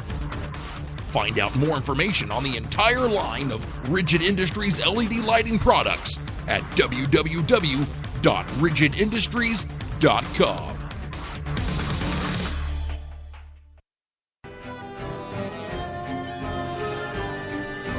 Boys and girls of every age, would you like to see something strange? Come with us and you will see. This our town of Halloween. This is Halloween. This is Halloween. Pumpkin screaming. All right, enough with the Halloween music. Amy Hood is on the line with me. Welcome back to the Down and Dirty Radio Show, powered by Polaris Razor. How's everything going, Amy? And happy Monday and happy Halloween week. Obviously, one of my favorite. I call it a holiday, so this is my favorite holiday of the year. So I'm a very big Halloween advocate. I don't know if you guys have seen on Twitter, but I made a pretty creepy Halloween display. A lot of people have those like dead arm and legs, sticking out of the ground or in their flower gardens. Well, I obviously motified it, and I put a moto glove on the dead hand and the dead leg coming out of a motocross boot. So I thought it was pretty funny. Yeah, no, I saw the pictures. It was pretty legit. Took some originality there. Yeah, no, I mean, I got to modify everything. You got to kind of put your own personal twist to it. But I think I'm going to actually make a cool little Halloween, like a haunted house for when the kids are trick-or-treating. So I've obviously bought a house for the first time. I'm a first-time homeowner. So I'm going to bring, like, my Easy up over and put it in front of my doorway and, like, make a super creepy, disturbing, scary little, like, haunted house entrance. So when the kids come trick-or-treating, I can scare the living daylights out of them. That's my plan. So, yeah, come on over. Come get some candy and get scared and terrify yourself. Nice. So we've been talking the whole show. I've kind of themed it Halloween. We've been doing a lot of Friday the 13th music coming out of the breaks and the and that type of stuff. So been talking a little zombie apocalypse vehicles without you, just kind of quizzing my guests. I've heard myself, it's a Ford Raptor. We've got Chris Leone with a Red Bull GRC. He said he's rolling with the A-Team van because Mr. T comes along with it. Yeah, so what is your zombie apocalypse vehicle? The world ends today. What is Amy Hood rolling? I would honestly go with a motorcycle or a dirt bike, so something that would be off-road kind of terrain, because there's so many places that you can get stuck with, like, if you've watched, any type of zombie apocalypse stuff, the whole world kind of comes to a halt, and so there's all these vehicles and all the roads always blocked and you can't get anywhere. If you have a dirt bike, you can go anywhere, and you could go off-roading and run away from those zombies and go climb some hills and stuff, but everyone's like, oh, I'm going to stay in a car and block the windows. No, those zombies are going to break through the windows and eat your face. So if you have a motorcycle, you can just go anywhere, and I don't think people are really thinking legitimately about this. But, bikes can take you to all edges of the world and the planet, and, I mean, you can get to places where the zombies probably can't get to. And if you're in a vehicle on the road, that are everybody's stopped and gotten out of their vehicles and you can't go anywhere, you're screwed. So, I mean, I've seen the, what the horror TV show that we talk about, but Walking there's Dead. like a scene where they are trying, The Walking Dead, they're trying to get away from the big city and go to another town, and they can't even drive anywhere because of all the vehicles stuck on the road. So, y'all screwed. Whoever's just, I mean, you, Jim, you're going to probably want to come hop on the back of my bike because you're going to be stuck. I got you topped here, Amy. You and I, we're gonna have a Ford Raptor, and we're gonna load a couple of dirt bikes in the back of the Ford Raptor. How about that? Okay, that's all right. I'll go with that one. Okay, but there. I still think that, if you can find some gas and stuff, and if you have a decent enough gas supply and can kind of fill up, like, you're totally set on a bike, and you could probably outrun them. So, and then you can just go off roading. So it's all good. And then you can have some fun. You can go dirt biking, and then all the tracks will be abandoned, and nobody will be riding. So you have the whole track to yourself. Like, come on, people, think logistically about. Pretty sure if the world's ending, everybody else is going to be looking for water and pillaging places. Amy, she's going to the dirt bike track and she gets it all to herself. Yeah, priorities. Oh, I've heard it all now, Amy. We're getting listeners tweet in. I want the new Peugeot Dakar vehicle for my zombie apocalypse vehicle. That's not bad. 4-wheel drive. The thing can go across sand dunes and pretty much everywhere. We got Bruce Cook calling in right now, and we're going to put Bruce on the spot. How's everything going, Bruce?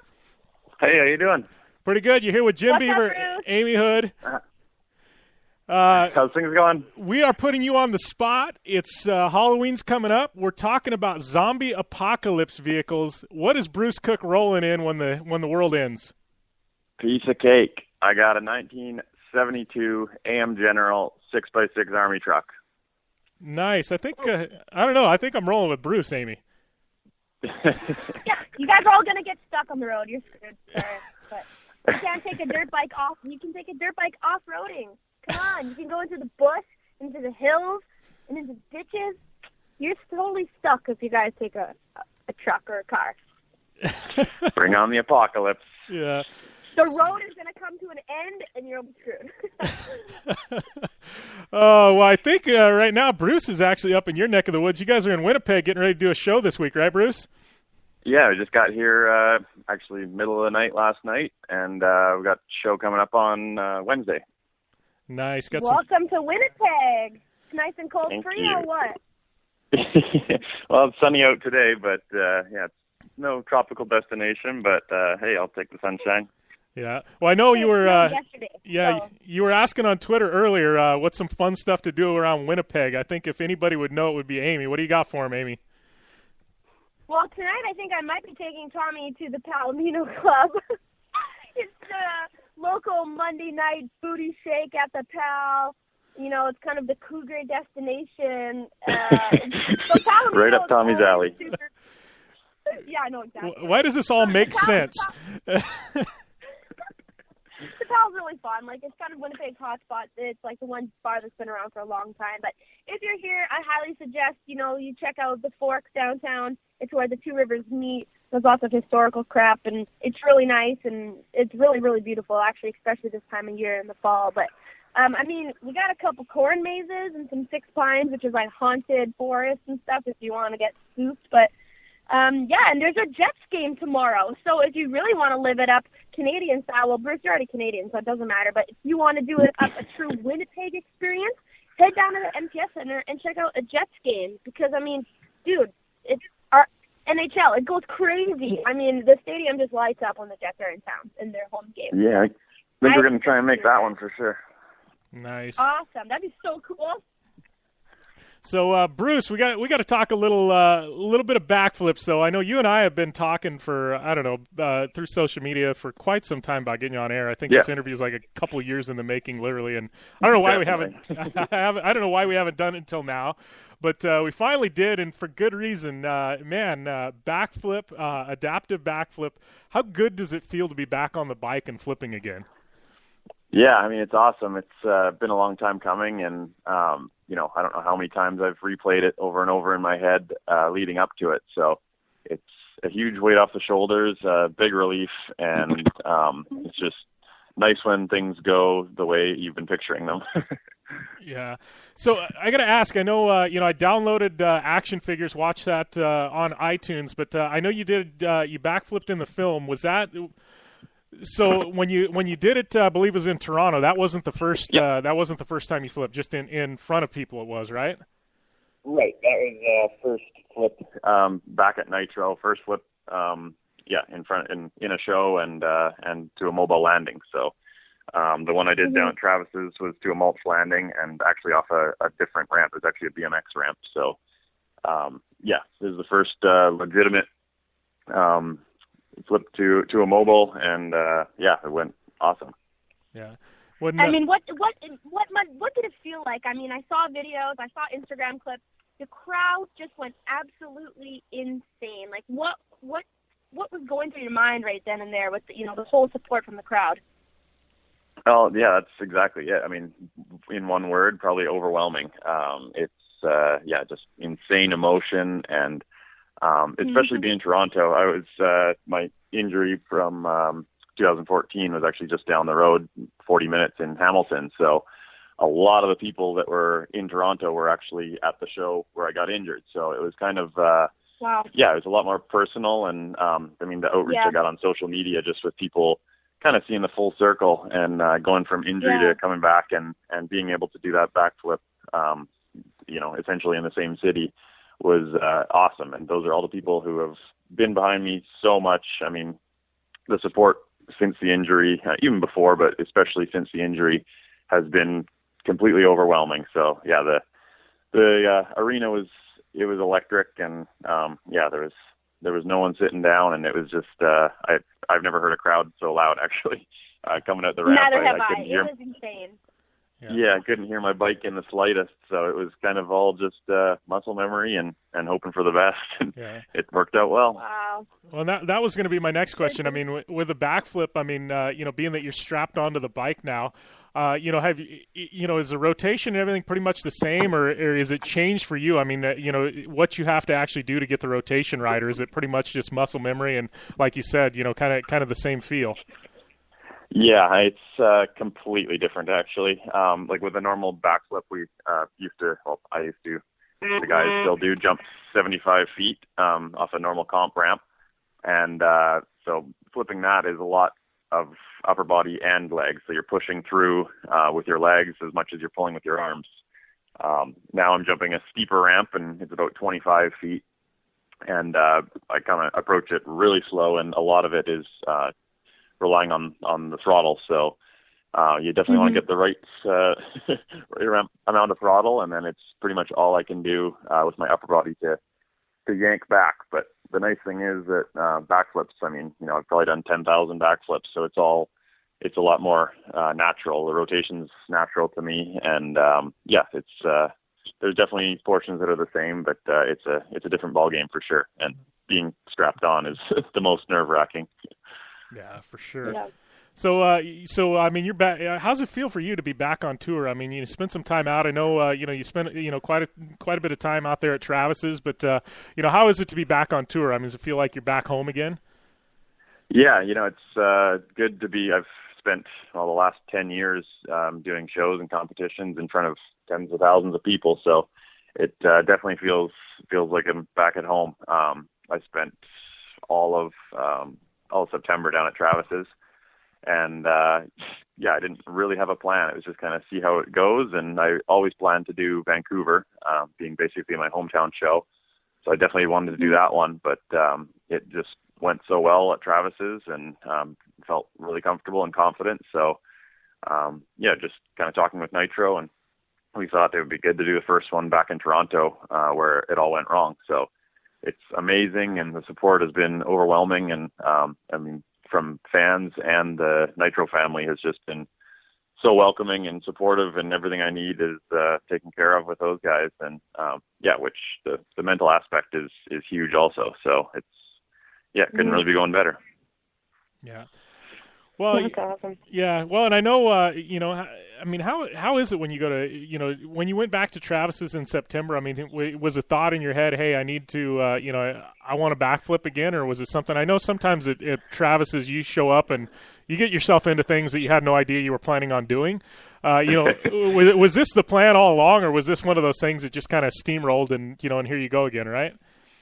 Yeah, this one was definitely planned. It was literally since day after injury, back January 3rd, 2014. So after surgery, I woke up and I was laying there, and it was just kind of the old thing when you get bucked off the horse, you got to get back on. So I was definitely planning on riding at that point, and of course with riding kind of comes flipping in my head. So it was basically just a goal right from day one. And so I think 9 or 10 months later, I got back on the bike, and Billy Van Vliet, Jolene's brother, has a fabrication shop, and we whipped up a special cage for around my legs and on the seat to help me balance. And my first ride went really well, so we just kind of kept rolling with that. And down to Travis's, and a couple rides later, I was getting upside down in the foam pit. So it was all just felt right from the get-go. So I've definitely got to think things through a little more now. Consequences are definitely more serious. So think things through, and just had the right team with me, and confidence through the whole thing, and it just felt right the whole time. Nice. Well, you've been playing around with some Polaris Razors a bit too, right? Yeah, I've had Razors for probably the last 4 or 5 years. My first one was the 800S, so always been having fun with those. But now I've adapted the 1000 and kind of changed my motocross track into a adaptive motorcycle / razor track, and got some big jumps I'm playing on. Nice. That's great. Do you think you're going to be racing some Terracross next year?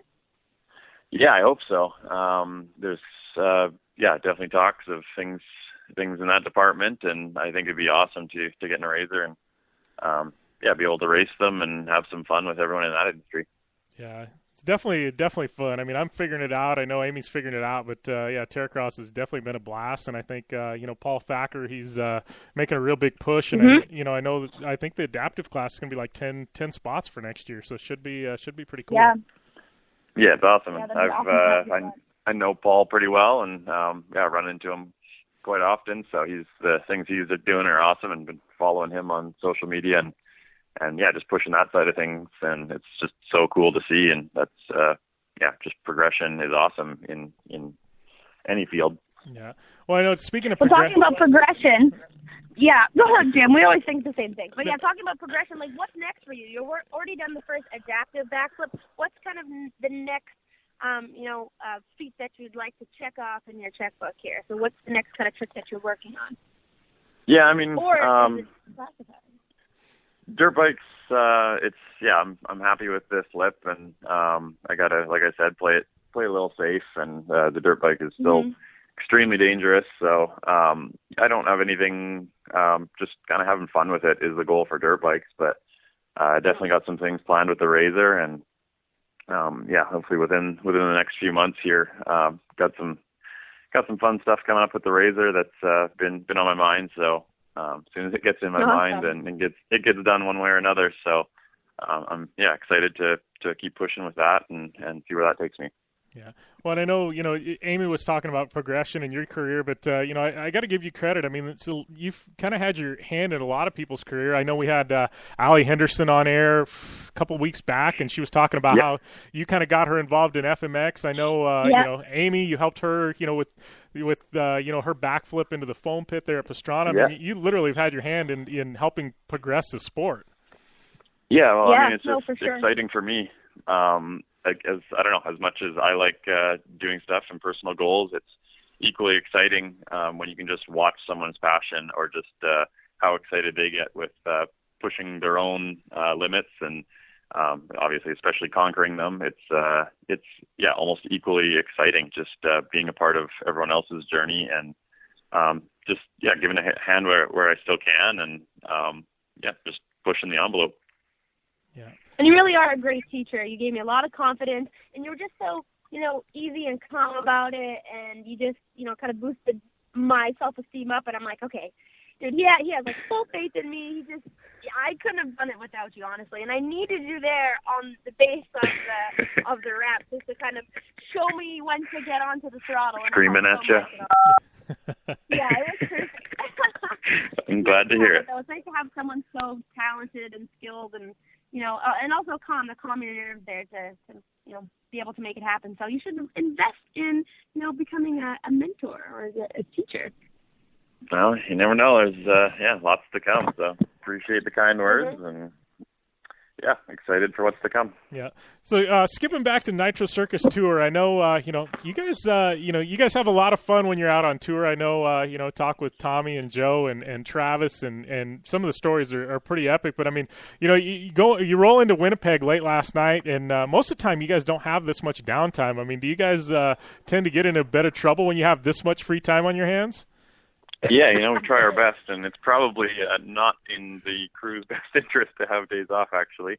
But it's pretty fun to have a couple days off and be able to actually see some of the cities, because a lot of the cities you either fly or drive into, and it's late at night. You go straight to the hotel, you wake up and go straight to the stadium, and you spend all day inside the stadium, and then it's back to the airport or back to the hotel, and you're out of there. So you maybe see the couple miles between the hotel and the stadium, and then you're out. So to be able to have a couple days to kind of explore, it's definitely fun, but definitely leaves the door open for getting in trouble. Explore, end up in jail. I mean, they kind of go hand in hand with dealing with the Nitro Circus Tour, I'm guessing. So if you guys do need a bail at a jail, I'm probably the closest person you have to call this weekend. Well, at least we know people here. Yeah. Yeah, exactly. Oh, shoot. So, how's the reception been to you, when you roll into these, these new cities, since I know it's been, pretty recent, only about a week ago, but, how, people pretty aware of the backflip and notes coming. I mean, are they amped and on their feet at these venues and stuff? Yeah, it's in every venue has been crazy. It's been, awesome.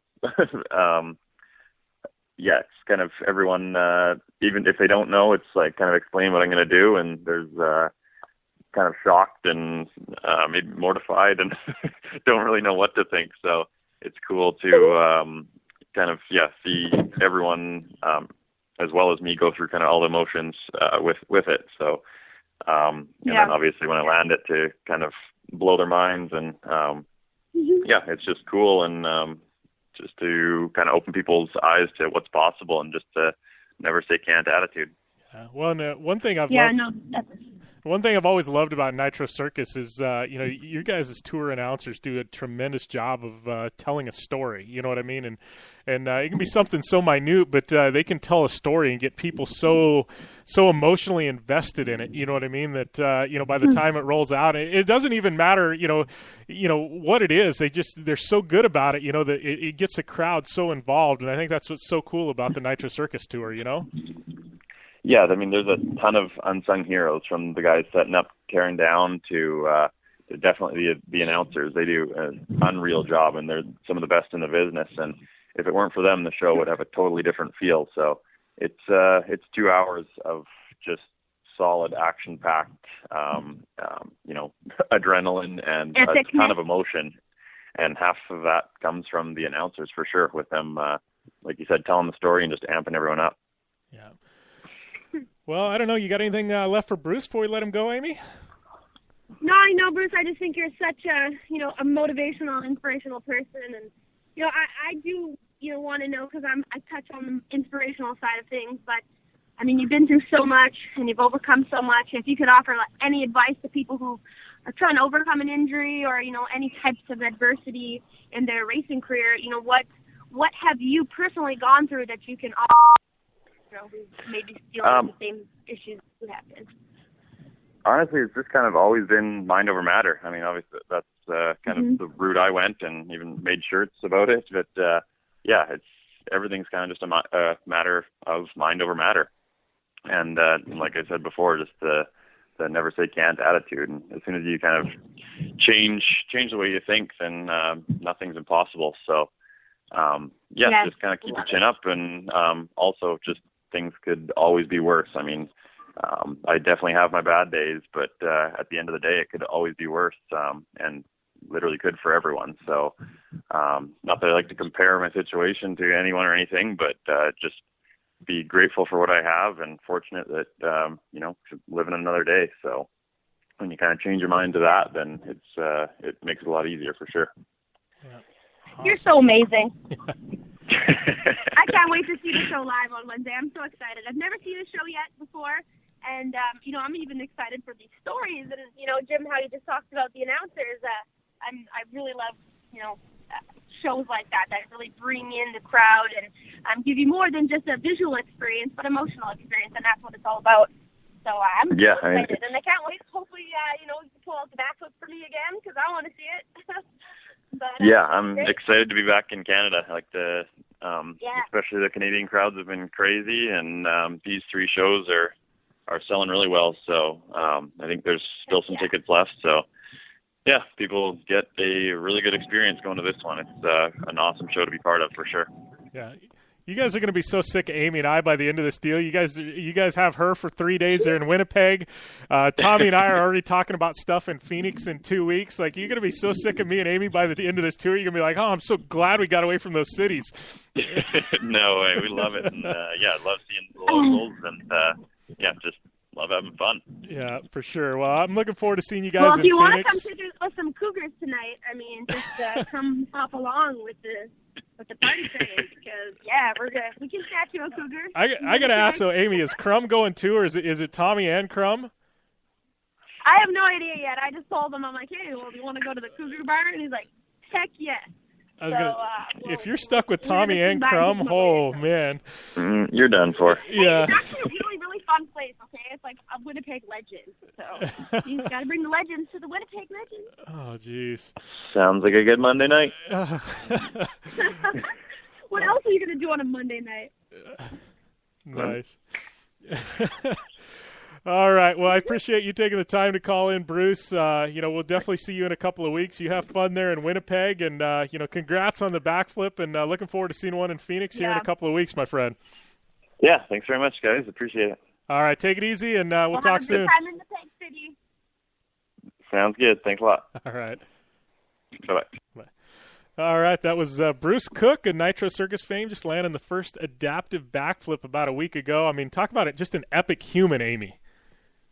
Yeah, no, Bruce is something else, and just, his positive outlook on life and his situation and how he, said he woke up from surgery and was already thinking about what he wanted to accomplish is just, it renders so much with myself, and, I've not ever had to overcome adversity like him, but it just goes to show that anything that I may be dealing with in life is just minute to what a lot of people have to go through every day, and makes me really appreciate where I am and appreciate what I can accomplish.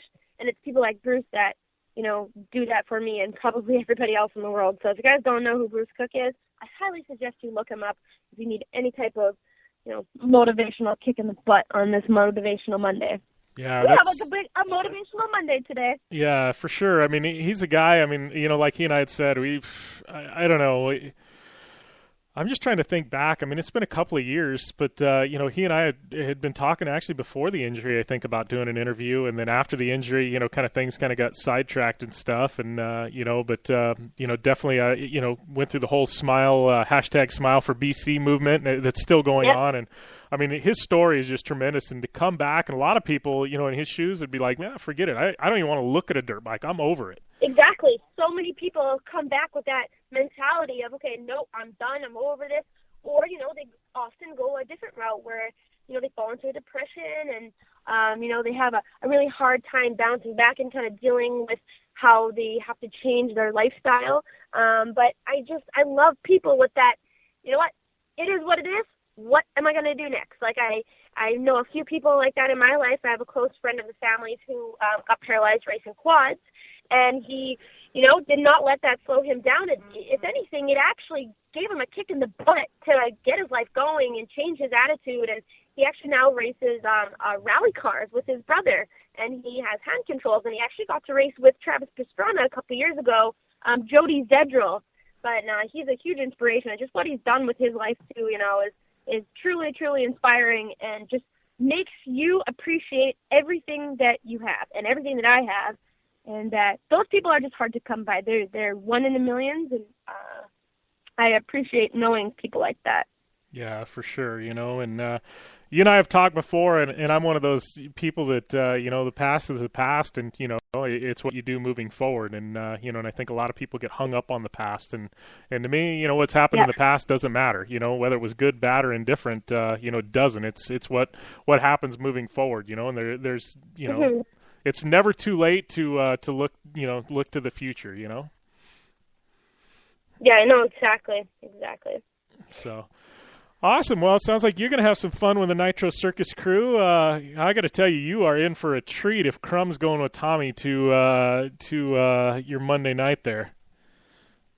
Yeah, well, we'll see what goes down. But no, I told them that I would show them my town, show them what can all go down in Peg City. But it'd be really cool if I could get into the Jets game.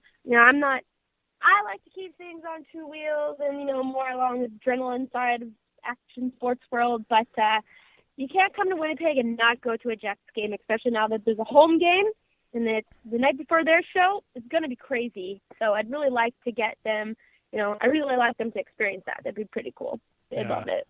Yeah, I'm not going to say I feel guilty, but Phoenix stole? We stole your franchise for, I don't know, like 10 years. You guys went without a hockey team. It was all because of us Arizonans' fault. Yeah, I know. And, the Jets are doing really good right now. It's so cool to have them back. And, I have been following it a little bit. And last night's game was awesome. We killed Minnesota. And, if I wanted the Jets to beat anybody, I'd want them to beat the Minnesota Wild. Because I have so many friends from Minnesota, and I always, throw it in their face and, send them pictures of the score. But, the Jets are doing fantastic this year, so it's really cool. I just love seeing kind of my city come together and, share excitement and positivity. It's really cool to see our community come together for the Jets. That's probably the coolest thing about hockey. I wish motocross had that impact, but you know what? I bet you that the Nitro Circus show will. It'll bring everybody together, get people amped, because you don't have to be a motorcycle enthusiast to enjoy the show. Like you said, it's a very emotional experience, and it's like a Cirque du Soleil of motorsports. It's captivating and unique and inspiring. Like he said, it shows people how to overcome the impossible, and it's something I think, if you have the opportunity to check out, do so. You don't have to know anything about dirt bikes to enjoy this type of show. So. Yeah, well, and that's truth. I mean, I've been there. I've been I've been both in the stands and behind the scenes, there at one of the Nitro shows, and it's pretty remarkable. And it doesn't matter if you're 3 years old or you're 90 years old. I think everybody can appreciate what's going on, and they tell a story so well. What's happening out there. It's not, it's. That's cool. I can't put it into words, but I mean, I at the time, I think my daughter was 4 or 5 when I took her, and she, that's all she's talked about for 2 years. When do I get to go see Jolene again? So cool. It's truly, it's amazing. I mean, if you guys are in Winnipeg or any of the other stops on the tour in the U.S., I'm telling you, get your tickets, get out there. It's definitely worth it. And there is some more tickets right now for the Winnipeg show. So, I mean, you guys, come on down. Date night, bring your date. Bring your friends, bring your moto crew. # motor crew, it's going to be awesome. I can't wait. Yeah, it truly is. I'm looking forward to hearing what you think about the show next Monday, and have some fun tonight. Say hey to my boy Tommy. I know I'll see him in about 2 weeks, so we've got some possible shenanigans planned around Phoenix. So I don't know, watch this space. But I'm kind of cool. They're going to Winnipeg, and then I'll see him in a couple of weeks down here too. I'm so surprised they're coming to Winnipeg. I mean, no one comes to Winnipeg. It's a blip on the radar, so I'm pretty honored that they're coming to my little hometown. Yeah, and it'll be a sold-out, packed house. Watch. Yeah, no, for sure. I mean, we have such a huge we do have a huge motocross community in Winnipeg, so it'll be pretty solid. We got a lot of farmers. There's a lot of rednecks here who like that crazy shenanigans. Nice. Yep, something for everyone at Nitro Circus, and definitely you'll have some fun. And I guess we'll catch up next Monday and find out what you thought about it. Sounds good, guys. Well, I had a pretty cool weekend. I actually got to do some trail riding in the snow. It was snowing Sunday morning. I took my dad's bike out. I was up up in lake country, Lactabani, a really nice place here. But it was really fun to kind of get my last ride in of the year. The snow is definitely going to fall this week. It's pretty cold here in Winnipeg. But it was nice to kind of get one last kick in the can. And then it's time to set up the tires and do some ice racing. So I can't wait to kind of share with some ice racing stories for you guys pretty soon. Yeah, I know. I want to get up there and do some ice racing. That's I know your dad even hit me up on Instagram and says I got a bike, and I said I'm going to crash it, and he goes I'd expect you to. So that's awesome. No, you can't crash ice racing. I mean, you have so much hookup, and there's no jump. So I mean, I have full faith in you, Jim. You do a good job. Yeah. Don't worry about it. I've ridden dirt bikes my whole life. It's just, supercross jumps, not so much. Ice racing, I'm all about it. Just so you know, here in Arizona, 91 degrees today. Want to fight about it? Like, come on, don't wreck my heart right now. How long till they freeze over the lakes, though? Seriously, though, how long does it take? It just depends. Like right now, here we're having kind of like a warm, wet winter, so I'm thinking usually around, I'm trying to think when my dad goes, usually around like December. Oh yes, because Boxing Day we always have a really big ice racing, like everyone goes out to the lake on Boxing Day, so most people go to the mall and go shopping, but Boxing Day our family and friends are spent on the lake ice riding. So usually around like Christmas time, December, it really just depends on when it gets cold, but Boxing Day, we always have one of the big ice rides of the year. So nice. All right, Amy. Well, we got to wrap things up. I'm going to let you go, but we will definitely talk soon and see you next Monday. Yeah, you guys have a good one, and I can't wait to talk to you Monday and tell you about my first ever experience at Nitro Circus. Should be a good time. I'll try to keep the boys out of jail tonight. All right, sounds good. Good luck with that. Yeah. Okay. Bye. Bye. All right, that was Amy Hood calling in, talking some Nitro Circus and Bruce Cook. I got to give a shout-out to all our sponsors, Polaris Razor, General Tire, Rigid Industries, Dirtfish Rally School, UPR.com, Blue Resort and Casino, JMR Brakes, KMC Wheels, Parker Motor Company, Gibson Exhaust, MTX Audio, and Intense Tees. Give me a follow at JimBeaver15 on Instagram, Twitter, Periscope, Facebook.com/Down and Dirty Show, Down and Dirty Show for all our back episodes. Follow Amy Hood at AmyHood71 on Instagram and Twitter. Download our app on all the major networks. And definitely we will see you next week with some more Down and Dirty Radio Show powered by Polaris Razor.